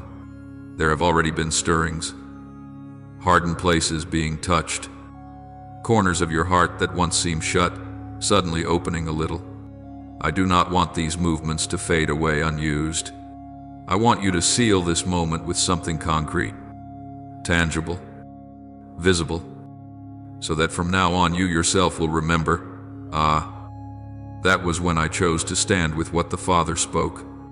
In this world, you've grown accustomed to what seem like ordinary actions: pressing a button, typing a line, sharing something online. I want to use these very familiar gestures as spiritual symbols of the response within your heart. You may think, what could be spiritual about liking, subscribing, or leaving a comment? But look deeper. These are ways you use your own hands, your own account, your own digital space to say, I am not ashamed of what I believe. I will no longer hide my faith in a secret corner. I want more people to hear what the Father is speaking to me today. Outwardly, it's just a touch on a screen, but to me, it's a sign that you are beginning to step out of silent belief, allowing your faith to have a voice, a face, a mark in everyday life. I do not need likes or subscriptions to be glorified. I am already complete, but I choose to use these small platforms as channels through which my word can flow into many hearts. And I also choose to honor your faith by connecting your simple, earthly actions with real impact in the spiritual realm. When you choose to follow, to share, or simply to leave a short testimony of what you've experienced, you are saying to me, I want to be part of the story you are writing through this channel, through this message.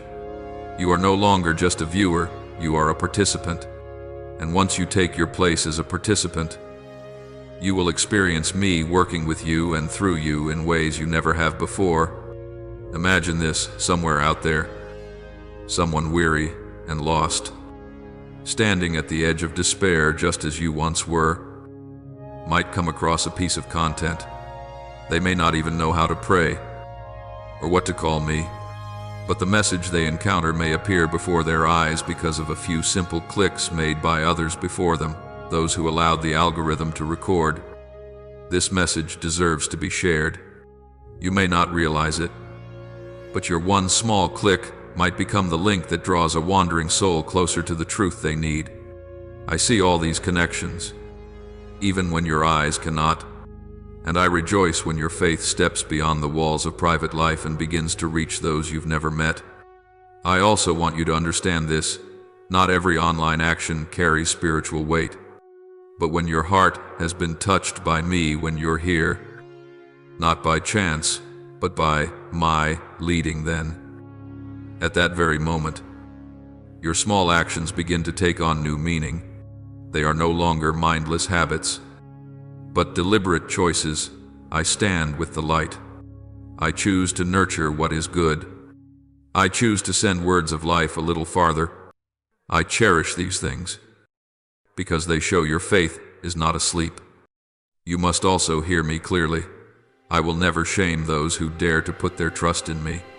Faith does not mean you will never face challenges, collisions, or unanswered questions. Faith means that, through all these, you still hold one thread. I know my Father holds my hand. When you take one public step, even the smallest sign within a crowd, to say, I believe in what my Father is speaking, something miraculous happens.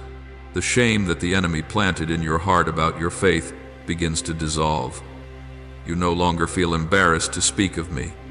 You no longer feel out of place, calling yourself my child, among others. Public faith gradually breaks the chains of spiritual timidity that once bound you.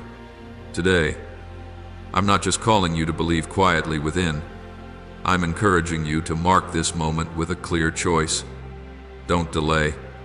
Don't say, maybe later.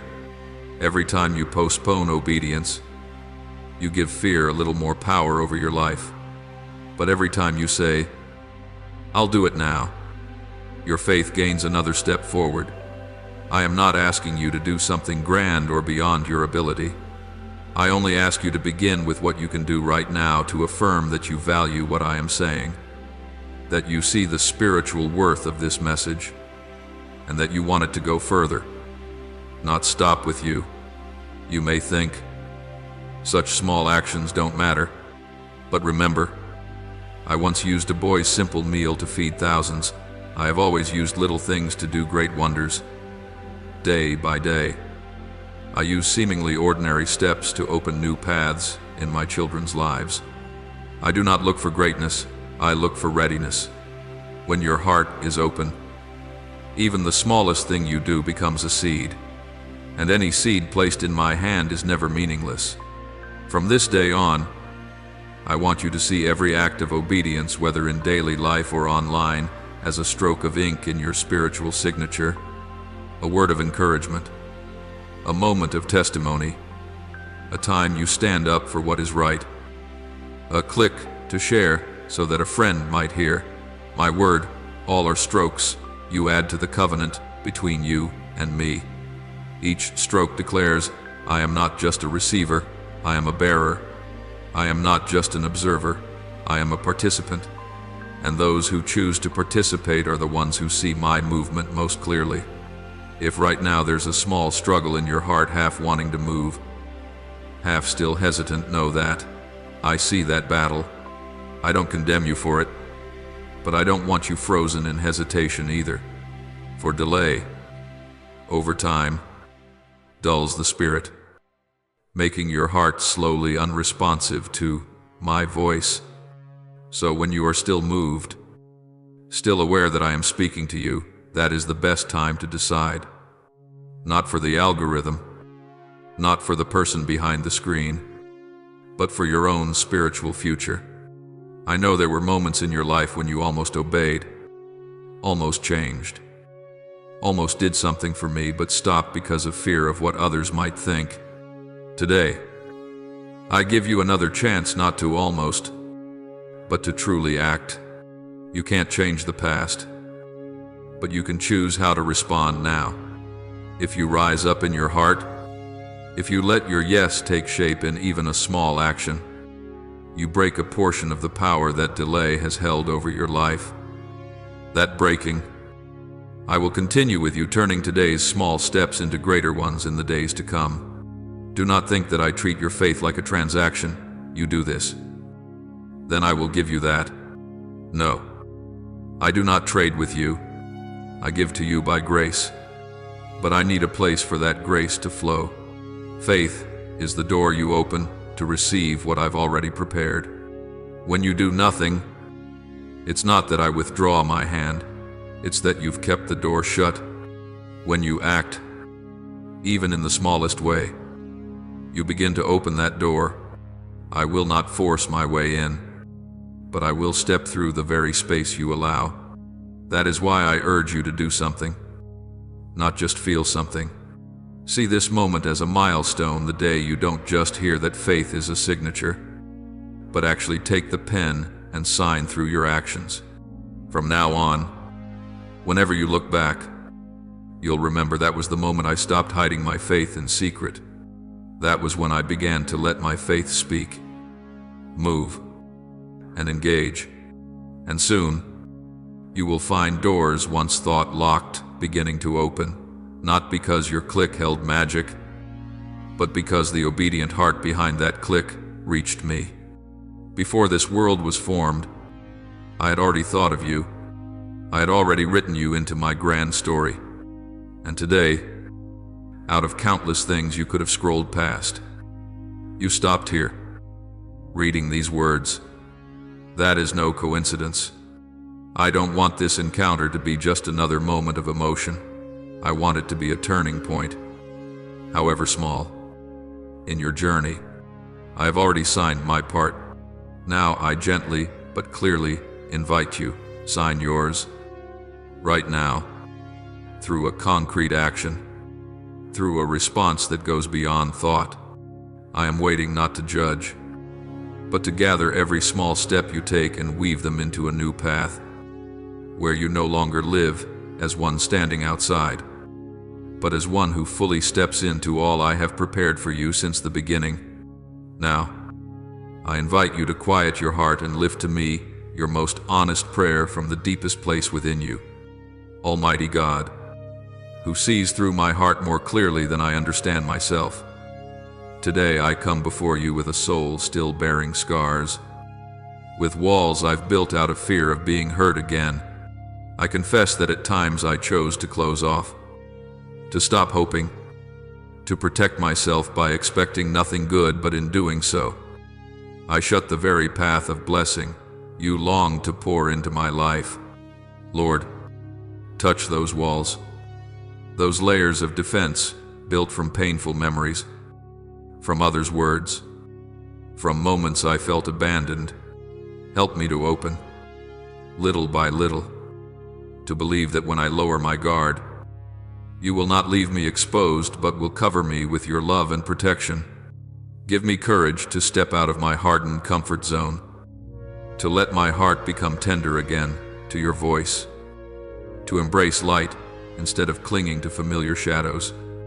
Let me say to you sincerely, I want to believe again. I want to open again. I invite you into the places I once shut off. And please, turn this small prayer into the beginning of a new journey of healing, where I no longer live behind walls of anxiety, but within the embrace of your peace. Loving Heavenly Father, there have been many times when I allowed doubt to take the place that belonged to faith. I have prayed while secretly keeping a worst-case plan, so that disappointment might hurt less, and in doing so, the words I believe never reached deep into my heart. Today I ask forgiveness for the times I doubted your goodness, for when I secretly thought you had forgotten me, that your promises were for others, not for me, that blessings were too far for a life so small and flawed as mine. Please grant me a renewed faith, not an emotion that flares and fades, but a steadiness born of knowing who you are.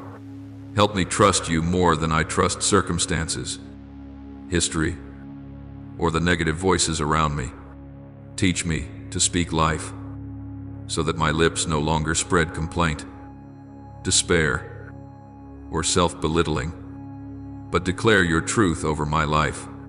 Transform the words I repeat each day into affirmations of faith, not reinforcements of fear. And when I am weak, remind me that I can say, Lord, I believe, help my unbelief, so that in honesty, my faith may grow. Beloved Lord Jesus, who humbled yourself and came for me, thank you that on the cross, you signed the covenant of my salvation and future with your own blood. Yet I see that too often I've only stood afar, looking at that covenant without daring to sign my part through faith and obedience. Forgive me for moments when I stopped at mere emotion, for times I promised in prayer yet forgot in daily life. Forgive me for proclaiming that you are Lord of my life, while still letting fear, comfort, and habit guide my choices. Today, give me a new spirit, one that moves from hearing and feeling to doing and becoming. Teach me to make real changes in how I spend my time, in the relationships I maintain, in the small but genuine steps that align with what you've placed in my heart. Let my life in words, in choices, in how I face challenges, become a clear signature that I agree with your plan. And though that signature may still tremble, strengthen it daily until it grows bold and firm in your eyes.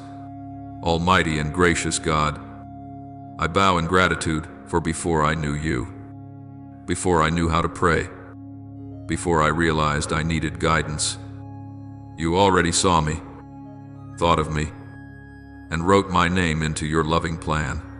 Thank you that the blessings in my life are not random moments of chance, but promises signed, sealed, and prepared long before, waiting for the right time and a willing heart to be revealed. Thank you for not treating me according to my weakness, shallowness, or inconsistency, but according to your faithful nature, for never withdrawing what you have signed because I was late or stumbled, but patiently waiting for me to return and agree again with you. I thank you that every breath I still have, every chance to hear your word, every awakening from spiritual numbness is proof that your covenant still stands, and that you have never abandoned the work you began in me. Good Father, I thank you that even when my life seemed tangled and chaotic, you were quietly rearranging each connection, each door, each circumstance around me. I thank you for those who left my life in tears. For now I understand that sometimes it wasn't loss, but loving, pruning, so I could step into a lighter, truer season. Thank you for the new people you've brought, those who inspire, guide, and open doors I never imagined. Thank you for meetings that seemed random, but became milestones in my faith journey. I thank you even for the times you said not yet or no to my prayers. For now, I see that behind those answers were protection, preparation, and perfect timing. Receive my heartfelt gratitude, for you reign even when I don't understand. I offer this prayer in the holy name of Jesus Christ. Amen. And don't forget to subscribe and turn on notifications so, together, we can build a strong community of faith.